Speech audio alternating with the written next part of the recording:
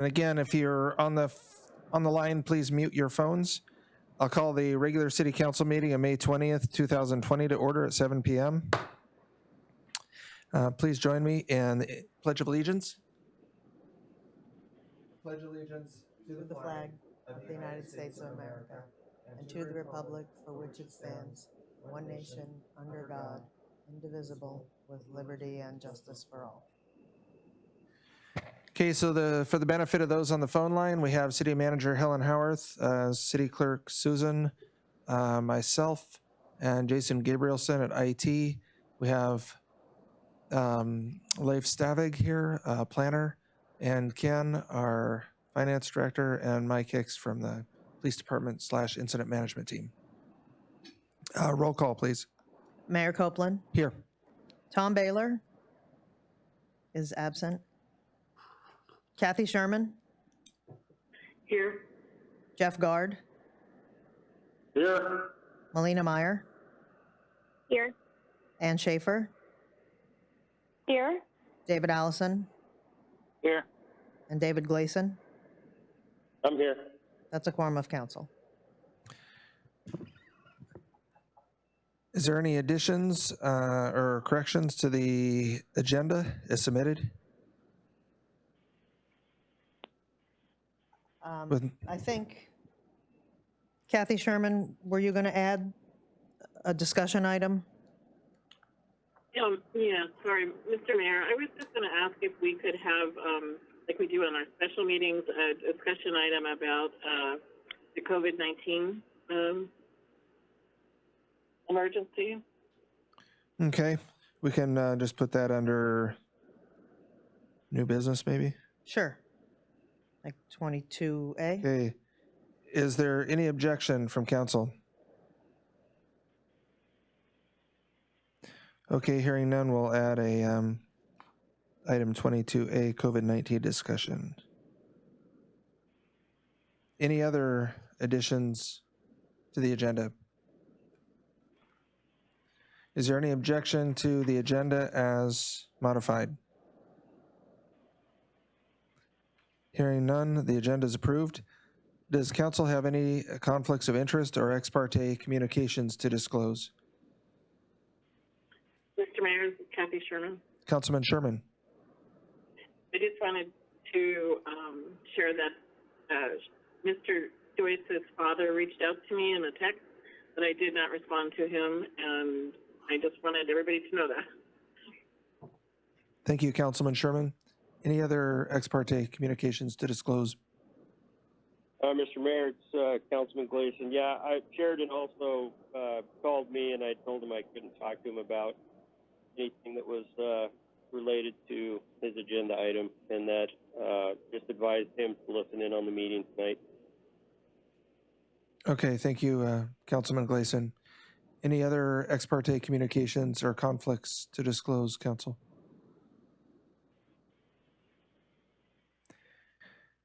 Okay, thank you.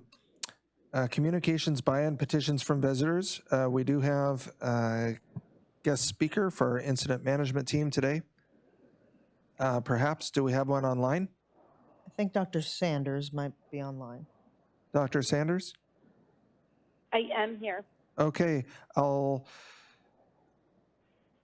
if you want to, yeah, I'll let you speak to the COVID-19 and then again, maybe under the CCMC board. Great. So I will first talk about the COVID-19.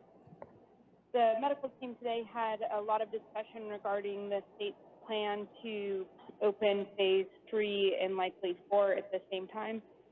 We, as a community, very recently went to phase 2, and the medical team would like to take some time to evaluate how phase 2 implementation goes in our community and see how the phase 3 and 4 impacts the rest of the state as they open over the next couple of weeks, as well as be able to evaluate our own local response.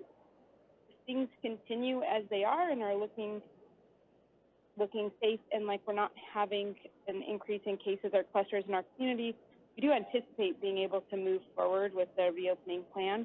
And we would like the time to help local businesses devise plans that will enable them to work with healthcare personnel to develop safe operating plans as we all work to learn how to live with the coronavirus in our midst. Okay, thank you, Dr. And kind of adjust to the new normal. So, any questions regarding that? Any questions, council?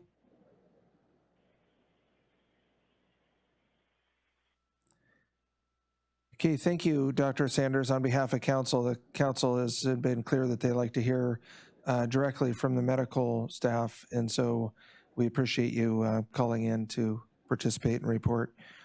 And I'll remind the public that we have audience comments on agenda items. Did you have something to add to the COVID-19 report? Okay, thank you. Yeah, Mike Hicks, Deputy Incident Commander for the IMT. I agree with Dr. Sanders. We discussed it briefly today, and we would prefer to delay going as far as the state is going right away, give it a few days to see how it works in the larger population, to see if there's a spike or an increase in cases. We're really in good shape right where we are now. We've got our plans in place and everything's going pretty smoothly. We haven't had any cases. Other than the one way back when now, it seems like. And I think it'd be wise and I get it. I mean, there's some folks that are probably anxious to open, and I understand that, but I think it'd be wise to take our time and go through this in a methodical manner the way we have been, and just see how things are going with the rest of the state. You know, maybe 7 to 10 days from now, look at proceeding forward if everything's going smoothly, and the medical team really has the ball on this one. They're the ones, they're our experts that we're relying on. We're just the ones that try to get the plans in place and hopefully make it work. And that's all you have to add to that. Okay, thank you. Any questions? Any questions, council? Mr. Mayor, Councilman Gleason, I have a question a little bit off that subject. I see that Trident has some gates up down there on Seafood Lane, and I was just curious, do you know when they plan on blocking that off? I have had some people ask me about that, so I don't know if you know. Maybe you could ask and find out, and maybe we could just announce that, what date they are planning on blocking those up. It's going to be any day now, my understanding, and they're going to have the Seafood Lane, both gates on Seafood Lane will be closed. There will be a guard shack of sorts in front of LSS on Industry, I think it is. That gate will be the access gate, and they'll work with people that need to get in and out. Like we addressed a problem earlier today with 60 degrees north. They take their fish from down by the Science Center area, and they have to forklift it. If they had to go all the way around, it's like a huge effort bouncing around fish on a forklift. So it makes no sense. So we talked to the cannery managers down there, and he's going to work with them and allow them access to go straight through. And they will on a case-by-case basis. The idea of those gates and that fencing is to keep the cannery workers in and have access to their clinic and whatnot down there. So if someone has an issue, we'll work with it, get a hold of us, and we'll work on a case-by-case basis to try to accommodate as many folks as we can. But it's basically to protect the cannery workers and keep them in. Does that help, Councilman Gleason? Yeah, it does. And I guess my one, I didn't even think about that. I mean, I understand that they're trying to keep the cannery workers in, but the lockers, there's a bunch of lockers there, and there's guys that, are they going to be able to get to their lockers if they need to? Is that one of the things you're talking about, letting it open for? I'm guessing that they'll work with you on that. I mean, we can address that if people that have lockers down there. And are you talking about the lockers at Ocean Beauty? Yeah, Rod. Well, try it in that Quonset hut. Those are Ocean Beauties, is my understanding, and the fence will be before that. So anybody that has stuff in that gear shed will be able to get to it. Those gear lockers. Okay, Roger. All right. I thought Ocean Beauty was going to be near their oil plant. Okay. Yeah, as far as I know, that's not going to be effective, but it is. And anybody out there that has an issue, please get a hold of us, and we'll work with you on it to try to make it work. Okay. Thanks, Mike. Okay. Okay, other questions for Dr. Sanders or Chief Hicks, Council? Okay, thank you. I would like to remind the public that we have our public call-in number available at 253-6202 for audience comments.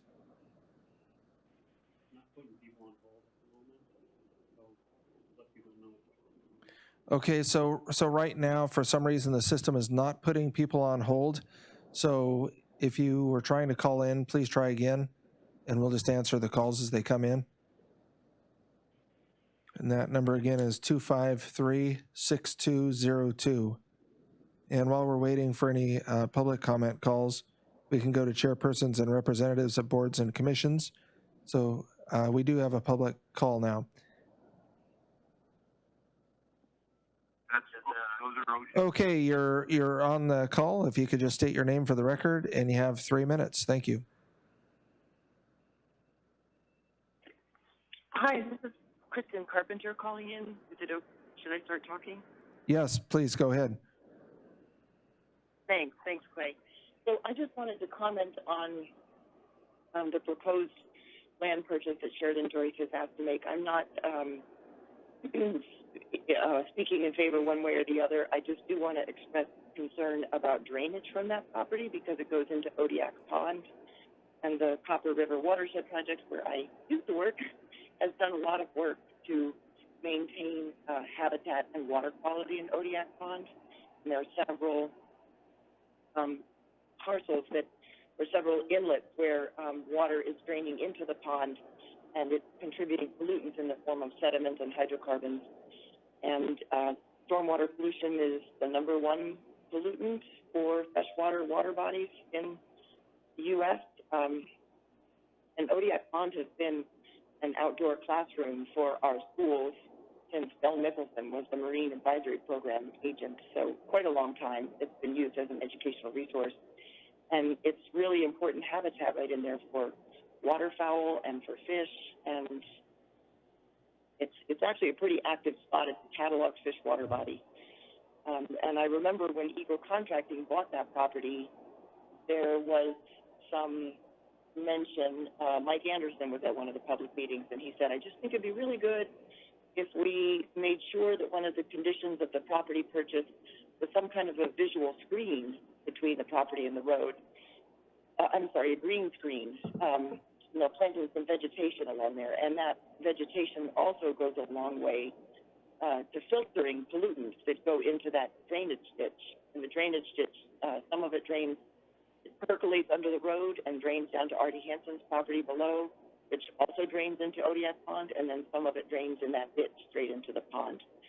So I'm just asking that you consider, if you do move ahead with the sale of the property to Sheridan Joyce, I think it would be great if you could put something in, some conditions in that sale. I mean, it is city property, and I think you're within your rights to do that, and you're definitely within your rights to protect cataloged salmon water bodies and critical habitat that's within city limits. Put in mention of a vegetative boundary, barrier, or buffer is the word I'm looking for, that could help filter runoff. And like I said, we did work with Eagle Contracting because they had a big gravel pile right next to the stream, and we got them to pull that gravel pile away and not store their equipment right on the bank of that drainage ditch. It is a drainage ditch now, but years and years ago, in the 80s, before that was all filled, there was actually a stream. So there is a water course. That water course is not going away. It's really important to protect freshwater drainage, and I would appreciate it if the city would consider putting that into a condition of sale if it moves forward with that. Thanks for the opportunity to comment. Okay, thank you, Kristen. And I kind of want to grab this opportunity to congratulate you on being the executive director of the Prince William Sound Economic Development District. For at least 20 years that I know of, we haven't had a director that actually resided in Prince William Sound. And never mind your talent and enthusiasm, it's great to actually have someone who lives in the Sound as our director, and also acknowledge and thank Helen in her role for helping to get that position filled by someone here in the Sound. So thank you. Thank you. So the call-in number again, 253-6202. The on-hold system is being finicky, so I just keep trying and we're watching the phone. So we have another caller now. Okay, you're on the line. If you could state your name for the record, and you have 3 minutes. Hi, this is Kathy Renfeld. I'm calling on behalf of the Cordova Chamber of Commerce, and I just wanted to speak, if I could, regarding the reopening status. There hasn't been much time for me to gain feedback from the business community at large, but one thing I have found to be true throughout this process is that these business owners are erring on the side of caution in general. Most of the businesses that I've been communicating with and that I see around town, and I'm sure you've noticed as well, just because we moved to phase 2 it did not mean that businesses necessarily opened to that full capacity right away. I'm encouraging all the businesses to start with their plan, make sure that they have their plan fully formed and implemented before they pull the trigger on reopening. And I think most businesses are taking that to heart and feel the same way about that. So if we did decide to move to phase 3, 4, or when we do decide to move to it, I think that would be good for businesses, and I think that they would retain a level of caution with that.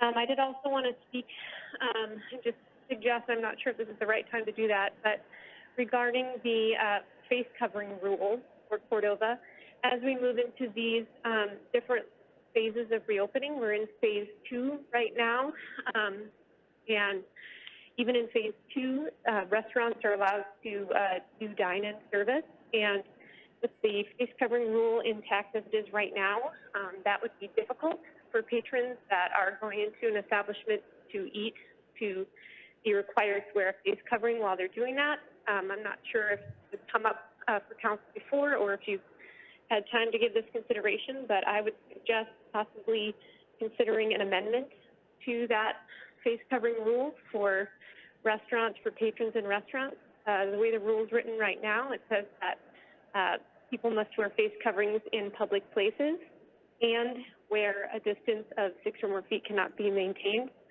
So that would include, dining establishments, and, it could be argued that you could ask patrons to wear a face covering into the restaurant until they get to their seat, and then take it off while they're eating, and then put it back on if they have to go to the restroom, and then, take it back off to finish eating, and then put it back on before they leave.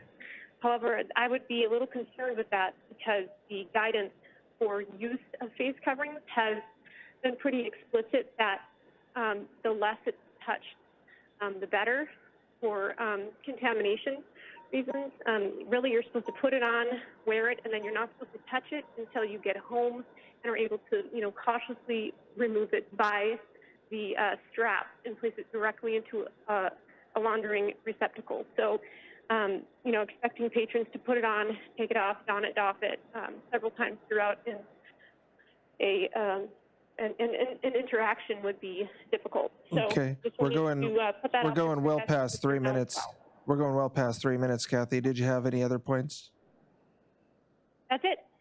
Okay, thank you very much. Okay, bye. And the call-in number again is 253-6202. And you are on the phone. If you could state your name for the record and 3 minutes, please. Hi, this is Sheridan Joyce. I'm at 1001 Pipe Street. I'm speaking in opposition of the rejection of Resolution 0220-09, which staff conveniently provided with no description whatsoever on the agenda. In the last meeting regarding the land sales Cordova Power Source, many inaccurate statements were made. Firstly, I was never in agreement with the value assigned to this property. I voiced these concerns as well as concerns with the contact the staff for months ahead of the City Council vote, at 3 separate times during comment period at the City Council vote. Unfortunately, despite these efforts, at no point did anything in the contract ever significantly change regarding the land value, not at the staff level and not at the council level. Secondly, there were no new discoveries after the fact that resulted in me not signing an agreement. I continued to make it clear to the city manager that I was not interested within 3 days of its approval. It took several months to get the direction from staff. All I had to do was write a letter to get the matter put back on the agenda. I wrote the letter within 6 hours of receiving this instruction. The high building costs associated with this type of train was a given from the start. The drastically cheaper fair market value assessment of surrounding properties was presented to staff numerous times before the council vote, but numerous times since. Unfortunately, they did not appear to have any influence on staff until after the issue was voted on by council. In addition of an estimate by the contractor showing the costs associated with making the entire lot developable was just further evidence as to why this raw land lots are accurately assessed at the low value that they are. It was not a new discovery. See page 101 of your packet.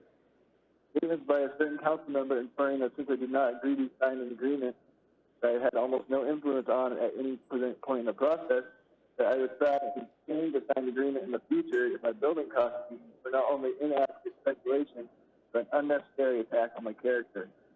This process that the city used to assess the value of this land was flawed. Using flat, developable using flat lots nearby is not a fair comparison. Comparing this lot to undeveloped lakefront lots on the sunny side of the lake are not a fair comparison. Comparing this lot to flat wooded lots is not a fair comparison. The city must use undeveloped lots with similar terrain grades to assess the value of this proposed lot because it's the only way to make a fair comparison. I provided the attachments on page 100 of your packet showing that the fair market value calculated using a street formula of two nearby lots. Additionally, you'll find that with research into the tax rolls that undeveloped landholding in terrain such as alpine properties are getting assessed at a fraction of what I'm offering. I insist the council vote down the motion to rescind and move to enter an executive session and direct staff to simply change the property dimension to 125 by 325 feet while keeping the price as agreed on before. This would bring the property value to a reasonable 71 cents per square foot plus all associated fees. This is me offering you about 80% over the fair market value using the city formula. That's what I would agree to. What I won't agree to and have never agreed to is to pay $2 per square foot plus fees, which turns into an equivalent of $116,000 an acre, or 5 times the fair market value of comparable lots. That's the only offer you guys have made in this entire 6-month process. I'll be available on the phone at any time if you would like to call me at 370-3382. Thanks. Okay, thank you, Sheridan.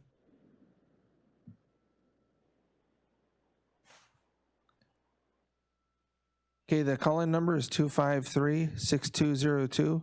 You're on the line. If you could please state your name for the record, and you have 3 minutes. Yeah, hi, my name is Wendy Rainey, calling in from 2500 Orca Road. I just wanted to call in and reiterate a few things. First of all, if you guys have not had an opportunity to really take a good, strong look at the letter that's in your packet by Alan and Katie Jo Romehild, I really think you should. There are a lot of well-thought-through, very eloquently put points, and I think it is well-written and deserves to be evaluated pretty closely. One of the quotes I'm taking directly from there is, every job that puts food on the table is essential. I understand that your decisions and the things that you do with Cordova and the running of Cordova with COVID require you to take time. The problem is some of the businesses don't have time. We have a set season that's in place. And when that season is over, the opportunity for us to make enough money to be able to live is gone. And the state, as it moves forward, will be reevaluating their restrictions on travel into state. And judging from the reaction that the city has taken in the past, there's going to be a lag behind that. The lag is the problem. It needs to be. The dam's been opened, and you need to let the state take the lead on this. We are a year-round contributing business, and judging from my checkbook, we're actually a pretty substantial year-round contributing business. And we understood when this all began that we would probably be the first to close and most likely the last to open. But now the state is taking the lead in making some smart decisions and making some other decisions that people may or may not agree with, but it's the community's chance now to go back and look within and look at individual businesses and how they're practicing, and instead of making blanket restrictions that have no enforceability, take a look at the internal workings of Cordova business by business and work with those businesses and figure out a way to make it economically viable for all of us to make a living and continue to keep Cordova's economy moving forward instead of moving backwards. Thank you, and again, I just want you to understand with the urgency this timing has on what happens with what's left of this season. Every job in this town is essential. Every business is essential. I have 5 individuals in my house who think my business is pretty damn essential to their way of life. And I hope that you take into consideration the time that you're making your decisions with as we try to move forward and salvage what's left of the business we have in Cordova. Thank you for your time. Thank you, Wendy. That call-in number again is 253-6202. And keep trying if it doesn't go to hold. We don't have a call right now, so keep trying, though. We can always revert to audience comments. But for expediency, we'll move on to reports of chairpersons and representatives of boards and commissions. And Dr. Sanders, if you're still on, I'll give you a second bite to give a CCMC Authority Board report. Great, I am. So the hospital very obviously continues to prepare for and adjust to the emergency pandemic. It has been an excellent opportunity for us to collaborate and work with Alonca, who we work together with to provide insight to the city EOC as well as prepare our own facilities. Part of the hospital's response has been that we have been working to get local funding as well as apply for grants and have received funding from federal sources that are helping us to prepare and improve our emergency response. As we get these new funding sources, we are very fortunate to have a new CFO who joined us at the end of last week. His name is Eric Price, and he's going to be working with our team to help ensure that we are excellent stewards of the money as we receive it and are able to improve our facilities and our equipment. That's what I have for you today. Are there any questions? Do we have any questions, Council? This is Melina. Vice Mayor Meyer. Yeah, not really a question, but I just want to also thank Dr. Sanders for coming on and joining our team at CCMC, and thank the new CFO for coming in. Those 2 positions have been vacant for a little while, so it's good that even during a pandemic like this that we were able to fill those seats with, seems like, with really passionate people that are committed to providing good health care and that facility for Cordovans. So thank you. Thank you, Councilman Meyer. What I'm going to do, Council, is when a call comes in on the public comment line, we can go ahead and pick it up and then just have them wait until we're done with the council part of the discussion. We can't hold the calls for some reason. It looks like we have another public comment calling in, and then we'll continue with questions for Dr. Sanders. Okay, under audience comments, you're on the phone line. If you could just state your name for the record, and you have 3 minutes. Yeah, thanks. This is Katrina Hoffman, 301 South 2nd Street. Just wanted to make a brief public comment about agenda item 22, the Cordova Power Sports issue. And I've spoken about it once before to council. In general, I'm in favor of the city finding a way to work with this young business owner on terms that are fair and favorable and that involve fair market value to allow this person to invest in building what appears to be a very successful business in a more permanent place in the community. So thanks for working with that business owner on that issue. And that's all my comments. Okay, thank you. And Council, do you have other questions for Dr. Sanders? Go ahead and pick up, Jason. So the public caller that called in, if you could just wait for a minute, and then we'll get to your call, and I'll give you your 3 minutes. Council, did you have any other questions for Dr. Sanders?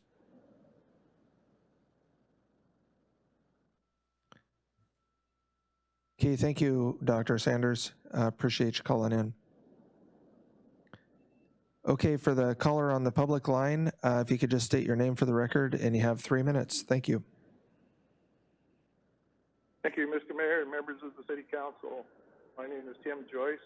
I own a residence at 1001 Pipe Street. And I wish to speak to item number 22 on your agenda. First, there appears to be a fault in the process of determining land values for that piece of raw, undeveloped land. Land sale in question is approximately 1/3 of an acre. The city is asking $30,000 plus other fees. Using that price, it equates to $90,000 an acre plus fees for raw, undeveloped land on a mountainside. This land is steep and covered in trees and brush. It also has a small drainage running through it. Looking at other land on that same mountainside, it became apparent the process used to determine its value was wrong. For example, Alpine Estates has 69.5 acres of undeveloped land in phase 2 and phase 3. That acreage is assessed and taxed at $160,500, and this is used in the city's own database. That equates to $2,309 per acre. I need to point out that half of that land has roads and water available. Based on those assessed values, the 1/3 acre the city is trying to sell for $30,000 plus fees should be selling for approximately $770. How can the city justify the price that is being asked? There appears to be a huge discrepancy in how similar lands are valued. Even adjacent lands already developed are assessed at $21,780 an acre. Even if that developed land price was used, the price for the 1/3 acre would be approximately $7,160. Land prices in other areas of the city are not relevant as the land is not appropriate for climate. Remember, this is on the shape of the mountain with no sun in the winter, not front and not flat. I assume council wanted to sell the land. The price is way out of line with the surrounding land, and the process to determine the size of their piece of land was faulty and needs corrected. Second, I want to point out that the agenda is not only for council, but also to see and understand what business is before council. This agenda lacks that transparency. And item 22 is a case in point. It only provides the resolution number. Unless the public is familiar with that resolution, the public would have no idea that this land sale is before council. The agenda should state that the resolution was to sell property to Cordova Outdoor Sports, so the public would know what is being discussed. I hope city staff will be directed to do so in the future by the mayor. Thank you, and appreciate your letting me speak. Okay, thank you, Mr. Joyce.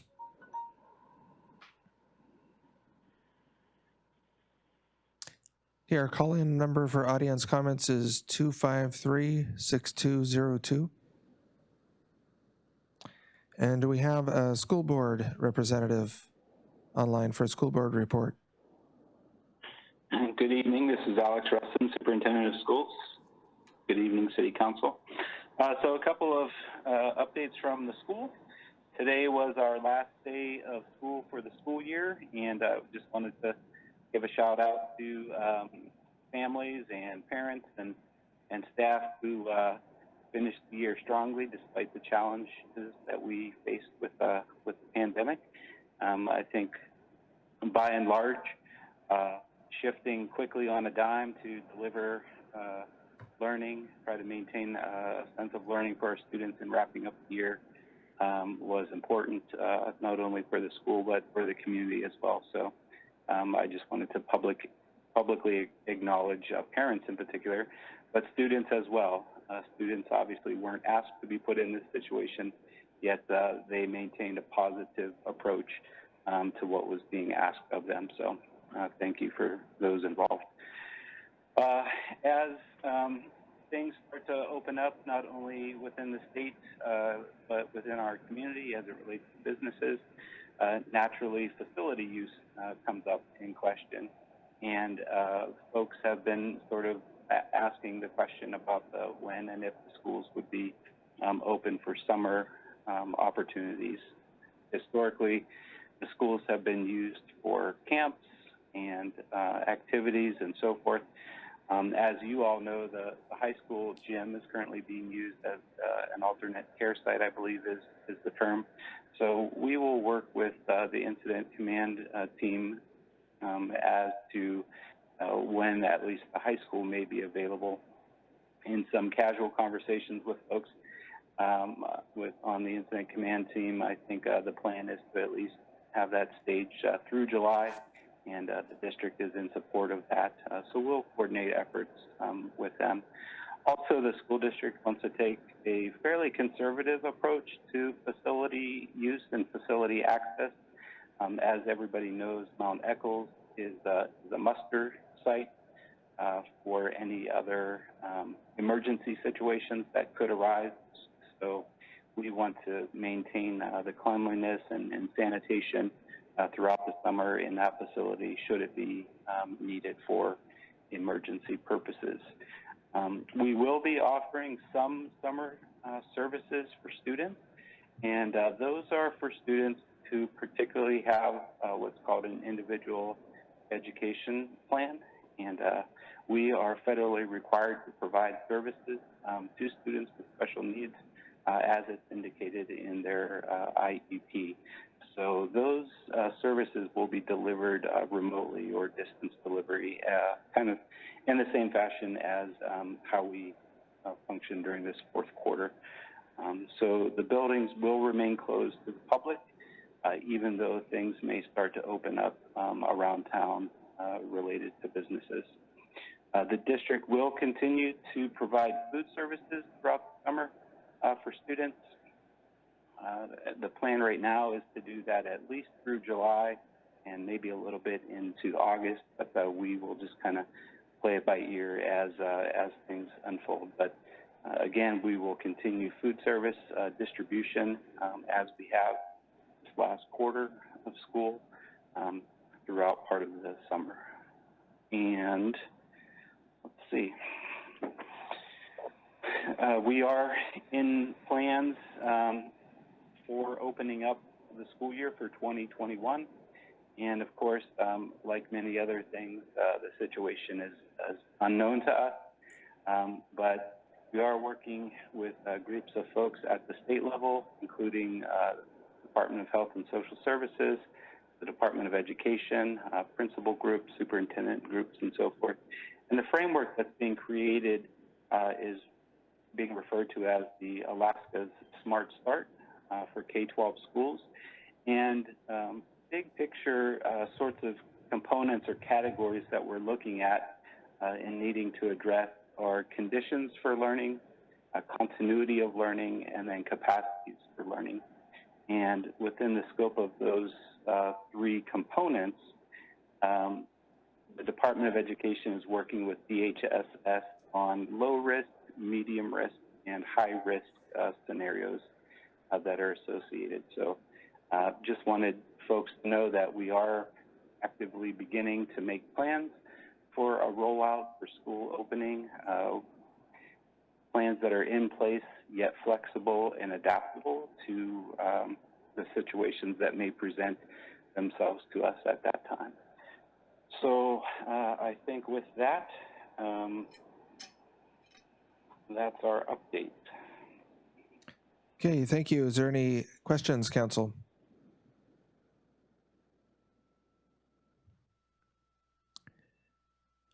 Okay, well, thank you, Alex, for concluding a somewhat unconventional school season, to say the least. Thank you. Looks like we have a caller for audience comments, so we'll take that call.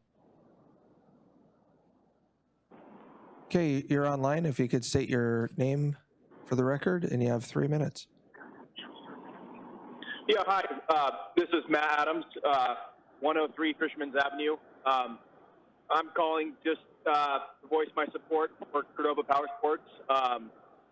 I've seen this business grow over the last couple of years into a successful business. Lots of interest by many people through the community. He's overgrown his current space dramatically. He's sprawling, using all the space he has, and I'd like to see a young person in Cordova be supported, with growing his business, and I'd like to see a fair price given to the land he's attempting to acquire. I feel like the development costs in this town are already huge and astronomical compared to elsewhere, and he's asking for a reasonable price for a piece of property that's going to require a lot of money to develop, and I'd like to see the city support a young person who's planted his roots in Cordova in a business that has gained a lot of interest and fills a niche that no one else does. And I'd just like to, again, voice my support for Cordova Power Sports. Thank you. Now. Okay, thank you. And for the record, while we're on audience comments, I just wanted to acknowledge that on the agenda, under unfinished business, that rescission of resolution 2-20-29, it does look like there's just an oversight there. Generally, we state the nature of a motion, and in this case, as council had decided last meeting to rescind the motion. So it's just a reminder that we do and will give the details there so the public, when they look through the agenda, can see what the actual business at hand is. So just wanted to acknowledge that comment by Mr. Joyce. Thank you. We have another caller on the line. If you could state your name for the record and 3 minutes, please. So this is Barb Jewell, L2.2 Whiteside Road, and also chair of the Cordova Board of Education. And I'm calling in to item 21 on your agenda, the resolution establishing local funding. And while I see by your motion that you're acknowledging the difficulty in anticipating any kind of additional revenues to support our request for additional funding, I would ask you to consider the budget that you see before you, which is lean and which has our fund balance being extraordinarily low, even with that additional request for funding. Again, I acknowledge the great support that the city has given the school district and the difficult situations that we're in, but there have been many indications that the state will be providing additional funding for municipalities to support schools and other local efforts, and I ask you to really consider that request for additional funding as a way of helping us balance a very lean budget. Thank you. Thank you, Barb.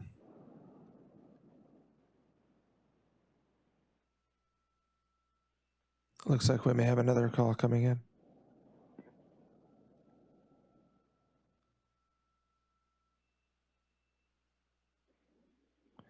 Okay, caller, you're on the line. If you could state your name for the record and 3 minutes, please.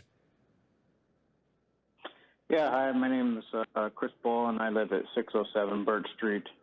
On to voice support for Sheridan and Cordova Power Sports. As stated, he's currently out on his current location. Being a mechanic myself, I try to fix everything I can. But I myself have used Sheridan in the past, and he's always very helpful when, asked for knowledge and stuff. It's in our comp plan to support business, and I'd like to see a young guy invest in Cordova. There is obviously a huge need for it, especially with the newer machines. Even guys such as myself are having a hard time trying to fix our own stuff.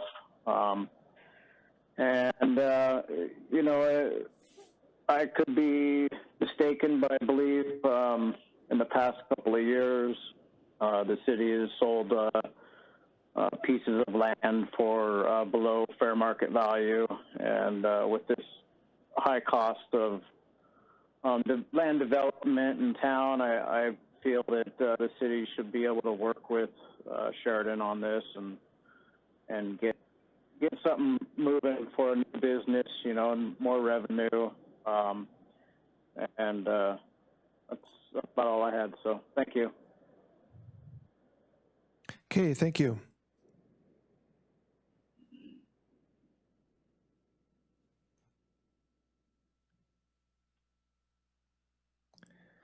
Okay, I think I'm going to draw the line in the sand there for audience comments, and then encourage you to call in at the end of the meeting for audience comments there if you didn't get a chance on the front end. And apologize again for that that glitch in the on-hold system. So do we have a student council representative online tonight?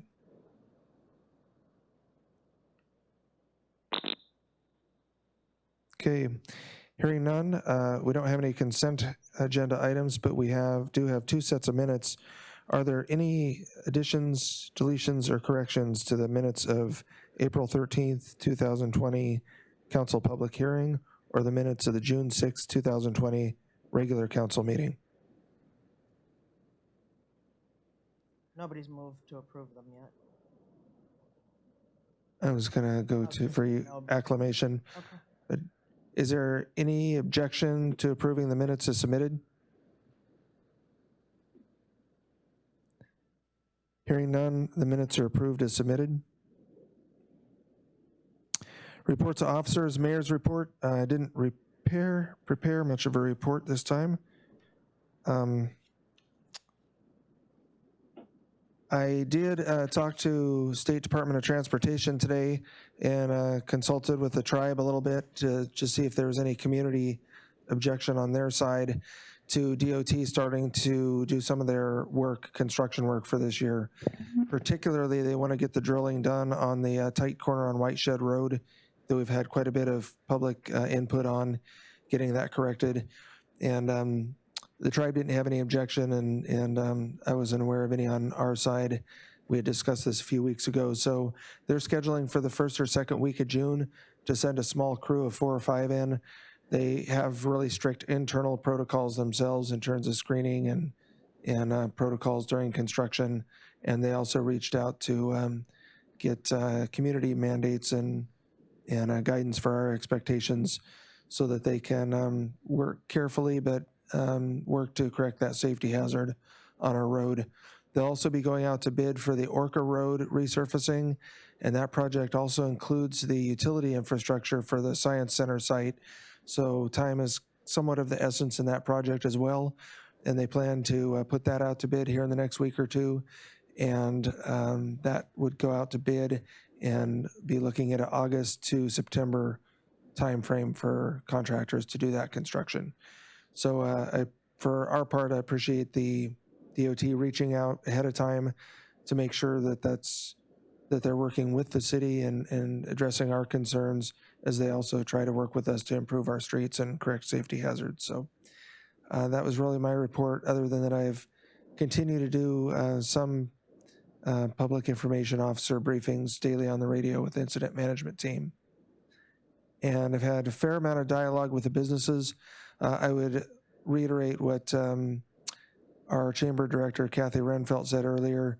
Many of the businesses I've talked to, they've either opened very cautiously and they have filled out their mutual assistance forms, or others that I've talked to have indicated they're gonna wait till at least July 1st, irregardless of what the city does, just to make sure they see which way the wind's blowing and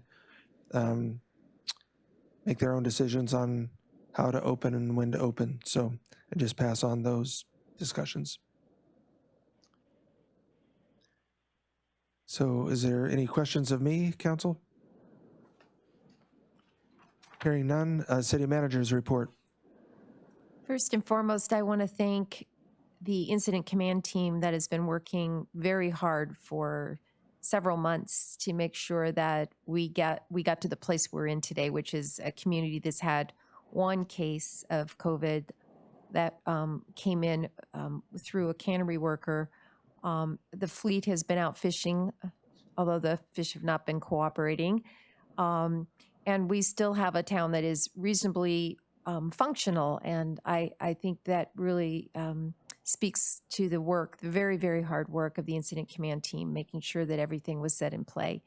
That team is winding down a bit, mostly because all the plans that we could put in place are in place, and now we're ready to respond to anything that might come up. So you'll start to see folks who have been working pretty much not round the clock back in their normal day jobs in the city. So again, I want to thank everyone that's worked so hard to make sure that this city's response is where it's at. The second thing I want to give kudos to the Native Village of Eyak. Some time ago, they gave us harbor cams to install, and we've been working through some technology glitches and getting things going, but those cameras are now starting to be visible in the harbor. And so I want all of you to thank NVE as you go about your day whenever you see those harbor cams, because they'll be a really nice asset for us to be able to observe and see what's going on in the harbor. To the reopen plan, as everyone is well aware, the state has been accelerating their plans to get Alaska back in business and has launched basically a 100% business as usual opening plan beginning Friday. We just got our phase 2 plan approved by the council. We're firmly committed to that plan, and we're committed to safely opening the community. So I just want to reiterate that and make sure everyone understands that we are definitely moving towards a reopening of Cordova, maybe not as quickly as some people would like, but we're certainly acknowledging the important financial impacts on the businesses and families in this town, as well as the city. And finally, CARES money. So the federal government issued resources to the state, which has, as of today, approved a $3.4 million allocation to the city of Cordova to help with its COVID relief expenses. And then council and others will start putting together a plan, but we now have official confirmation of that allocation, and it will be definitely used to help pay for many things in the community that have been impacted by COVID and the potential impacts of COVID. So we'll keep you posted on that. And that's all I have. I have one other thing. The state did just approve a $290 million small business loan program. It'll be instated and ready to take applications starting next week. So I just wanted to make sure everyone is aware of that. And if there's any questions, you can certainly call City Hall, and we'll make sure that information is available on our website. Is there any questions of the city manager, council? Yeah, Mr. Mayor, this is Councilman Gleason. Councilman Allison. Yeah, I just had a question regarding, and some of this, I'm not sure whether to ask under the manager's report or under the COVID-19 discussion, but it was brought up, the reopening thing. So what's been the discussions regarding the park? Regarding what? I'm sorry. The parks? The parks. Parks. Are we planning on opening them anytime soon? That was part of phase 2 with the state. They opened up. Right. We haven't opened our parks yet. Right. So there's reopening plans that are in place that the state is saying you can reopen these entities, but you have to have in place a number of protective protocols. And I think this is the same with the businesses here in the community, is that the state is saying you can open, but, and where we are with our but is that there are a lot of things that we have to physically put into the parks, into opening our swimming pools, our any of our public facilities that are high-touch areas. So we're in the process of getting those plans and getting things on the ground that will allow us to open that. And again, that those criteria were announced with the phase 2 plans, and we are well on our way, but not yet on the ground with some of those things. It mostly has to do with restrooms and hand washing stations and other things in the parks. And we're just trying to really mitigate that. Right, I saw there was a discussion in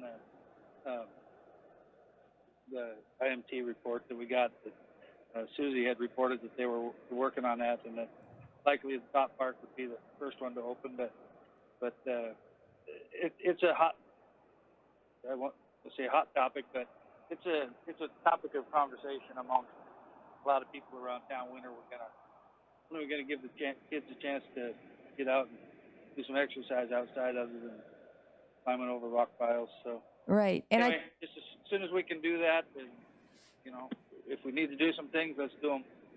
And I think, I don't know if Alex Rusin is still on the line or out there, but I believe that the school district has some concerns about opening their facilities as well. So we're trying to all coordinate and work together to figure out how we can make sure that kids and others have recreational opportunities. That's affirmative. I'm still here, Helen. Yes, we're in line with the city's thinking on that, and trying to put in, working with the city on those plans. Thank you, Alex. Councilman Gleason. Yeah, I just had a comment. I'm down at the harbor. I've seen Molly Mulvaney, and I can't remember Susan's daughter's name, but her also handing out masks. And I'm down there a lot now because fishing's going, and I see them quite often. So it's nice to see things in action down there. So every time they bump into somebody without a mask, they whip one out and say, "Here, the mask on." So it's working. Okay, thank you. I just wanted to give a shout out to Krista Hoover. She's been down in the harbor a lot, handing out masks for CDFU as well.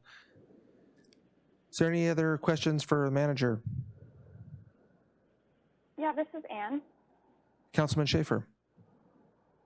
Hi, yeah, I was just wondering about that CARES funding. Can it be used for something like small business loans or grants from the city? Or is that type of thing not allowed under the regulation? We're just getting the parameters, but of what we can and can't do. But certainly direct loans, grants, direct expenses related to COVID, those are all can be considered, and the decisions about how those will be expended will be put forward to council. So you guys will have an opportunity to do that. Okay, great. Yeah, thank you.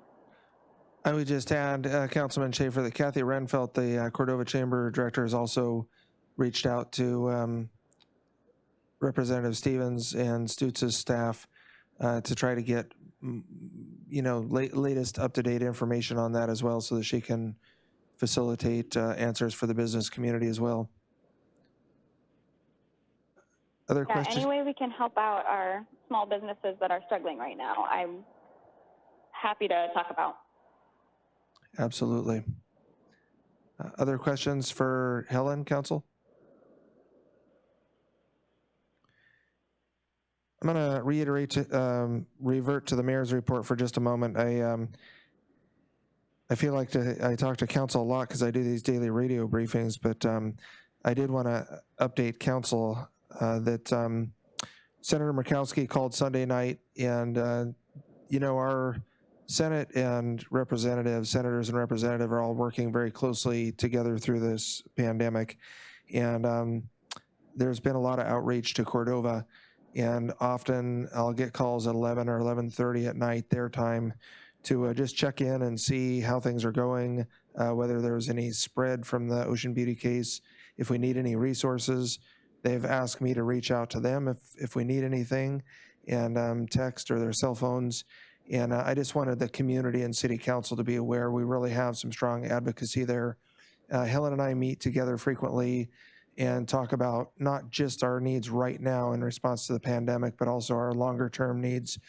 And I did bring up the fact that the Native Village Tribe had worked on IHS funding, and that was kind of diverted to COVID-19, and they immediately got very interested in that and interested in working on putting us in a position with our coordinated healthcare to have the resources we need to manage pandemics like this in the future, but also to deliver quality care on a day-to-day basis and get some of our equipment and facilities upgraded to current standards. So those have been good conversations, and also lots of conversations around fisheries, infrastructure development, and support for our business community, and the challenges that our small businesses have had accessing the SBA programs.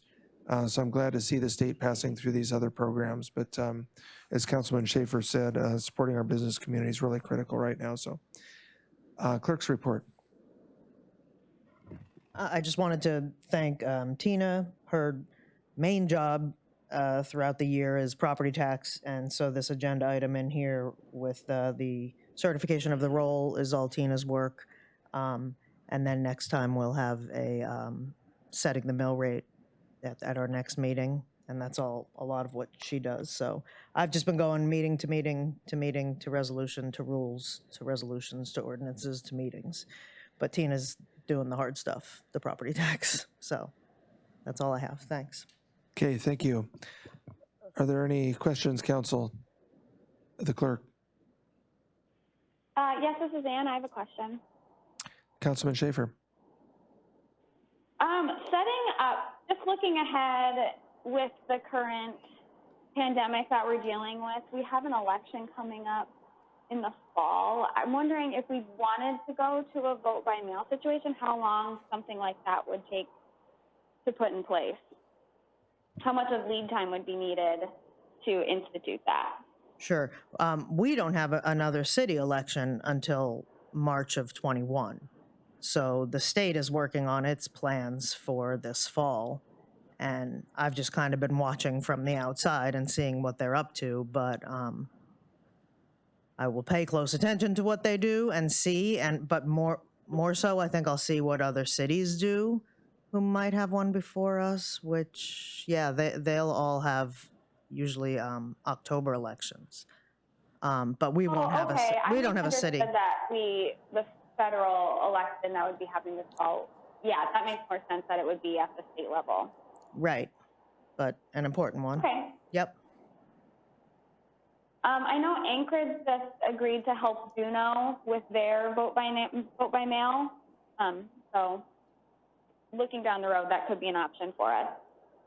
Thanks. I'm sure there'll be lots of resources with Division of Elections at the state as well as the other clerk's offices. So, and you know our size, I tend to think it would be scaled down for us, so probably a little bit easier.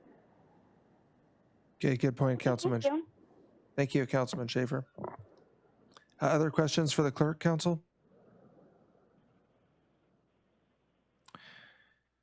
Okay, hearing none, we have the staff reports. Any questions or comments on the museum or Cordova Center reports?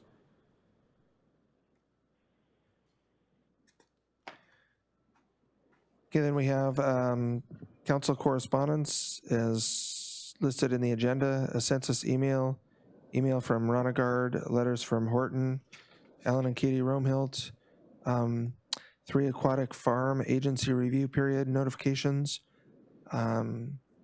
letter from Rainey's, public review period for property, and emails from Mr. Deaton. Any comments on the correspondence? Mr. Mayor, this is Allison. Councilman Allison. Yeah, it's a question first on those notices of agency reviews. Again, we don't have anything to say at this point in time, right? We wait until after the agency reviews, or? That's my understanding, yeah. Then there will be a review period that's pertinent to the city. And number 19 is at that point. Fishermen. I would defer to the fishermen at that point on whether that's good or not. They just had a question on one of them, but we can wait till later on that. And then I just wanted to make a comment about the letters. Romehilt letter in particular was pretty in detail and pretty in depth, and the other letters from our community members. Appreciate them writing in there. You know, I'm first chair in the band that plays all of those songs, obviously, but looked like a lot of good and work went into those, and I appreciate their comments. Thank you, Councilman Allison. And I may have stepped on you, but City Clerk was pointing out that item 19 is one of those aquatic farm site permits that has gone to the point where it's for city review.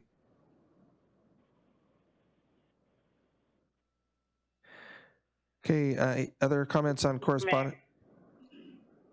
Councilman Sherman. Councilman Sherman. I also just wanted to echo Councilman Allison's. I read all the correspondence, and I really appreciated the thought and effort that went into it, and I think it's great when the community shares their thoughts with us. It's very helpful to hear all sides of all issues, and I just wanted to thank everyone for taking the time to do that, because it does take time. Thank you. Thank you, Councilman Sherman. Other comments on correspondence, Council?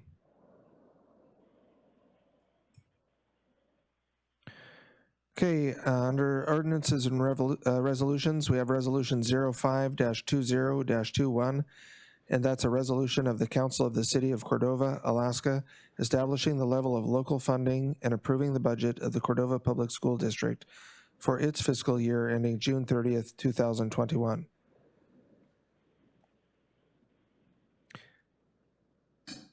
And I would entertain a motion. Someone wants to make one? I move to approve. This is Allison. Councilman Allison.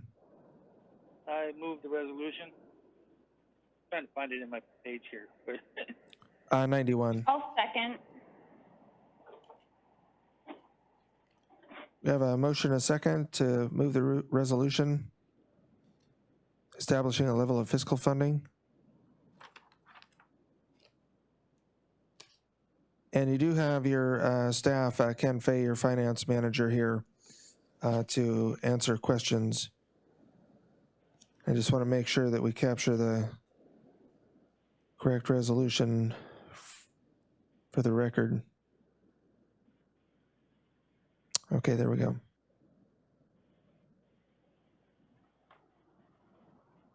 So Allison moved it. Yes, Allison moved and Schaefer second. Okay. So Allison, would you like to speak to your motion? Yeah, just like to point out that this basically leaves the funding at what we budgeted for, although it's half our year and half their year. This resolution does not contain the additional 70,000, and it adjusts the in-kind support a little bit, but we don't get to decide all that stuff anyway. I noticed in our backup material it's got expenditures modified too, but that's up to the school district to decide how they want to spend whatever money we give them. But I do support this resolution as it stands with the lesser amount at this point in time. We could always add later. We've heard for several years in a row now that their ending fund balance was going to be in the hole, and they needed more funds to make that in. And if you look at the beginning fund balance, it's the same every year pretty much. So anyway, they've got money in their fund balance. Without that 70,000, it does take them, some of that from their fund balance. They would have to spend some of that. Certainly not all of it. This was a story we got a year ago or so. Also, it looks like that there's a potential for some federal funding to come across, as was, I don't know if it was today or yesterday or recently anyway. Murkowski's report said that they were working on some additional funds for the schools, so I think that we can work some things out with that. I certainly support the schools. You won't find a bigger school supporter than myself. There might be some COVID monies coming that we can help along the lines with that too. When we figure out how we can actually spend that money, we can reevaluate that. But for now so that they can get their budget submitted to the state. I'm in favor of this resolution.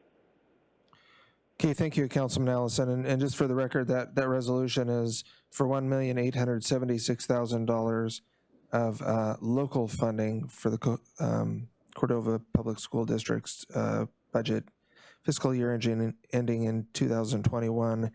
And that consists of $1,750,000 in cash contribution and in-kind contribution of $126,000.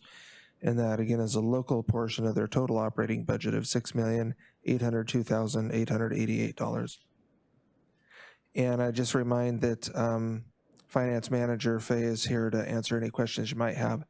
Councilman Schaefer, did you want to speak to your second? Hi, yes. I'm also in support of the motion as it's written in the packet. I mean, we obviously don't have extra money coming in like from our sales taxes at this point, so I think we should stay with how we have budgeted it for this year, and then we can make adjustments for 2021 as we develop that budget, and also as we have a better understanding of what potential federal funds are available for both the school and the city. So I'm in support of the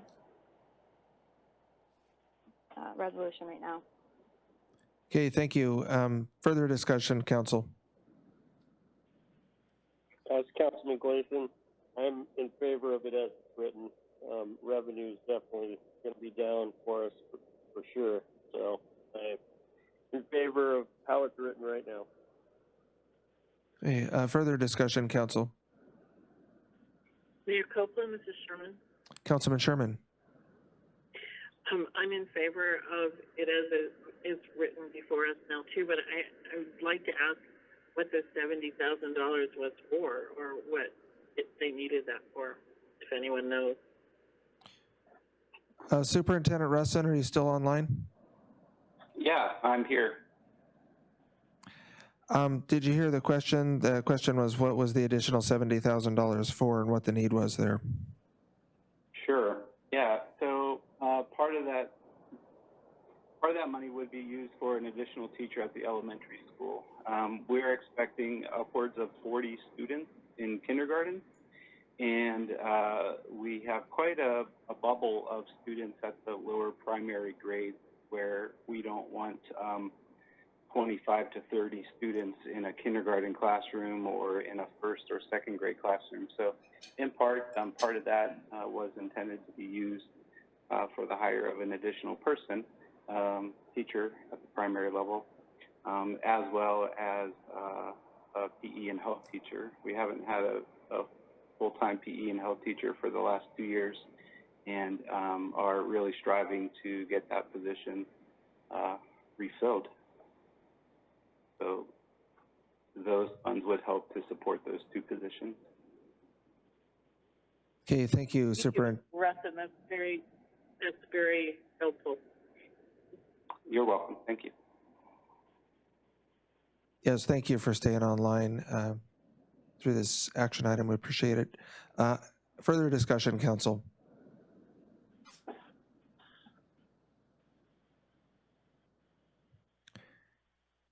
Okay, hearing none, roll call vote, please.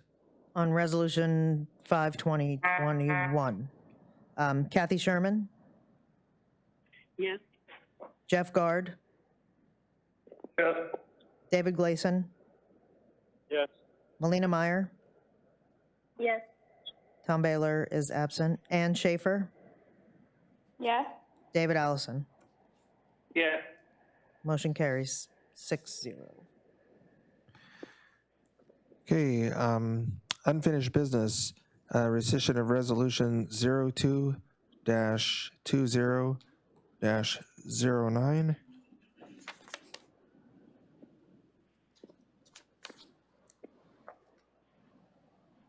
I move to approve.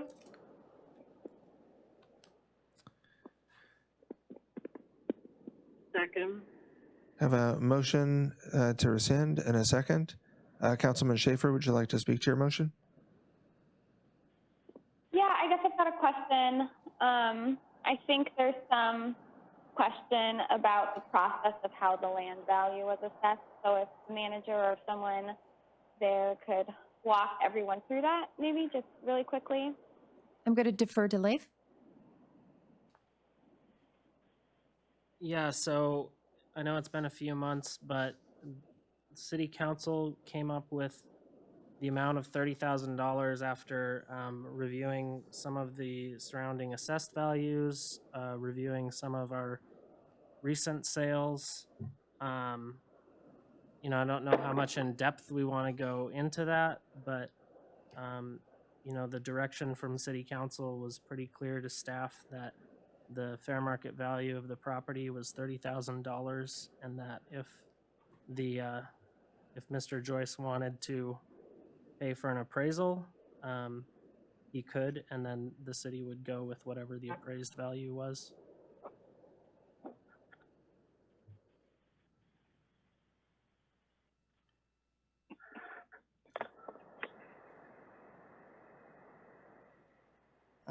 Does that answer your council? Does that answer your question, Councilman Schaefer? Yeah, it does. Sorry, I'm just trying to get to the resolution in the packet. Still scrolling. Okay, you bet. But yeah, thank you. Mm-hmm. Councilman Sherman, would you like to speak to your second?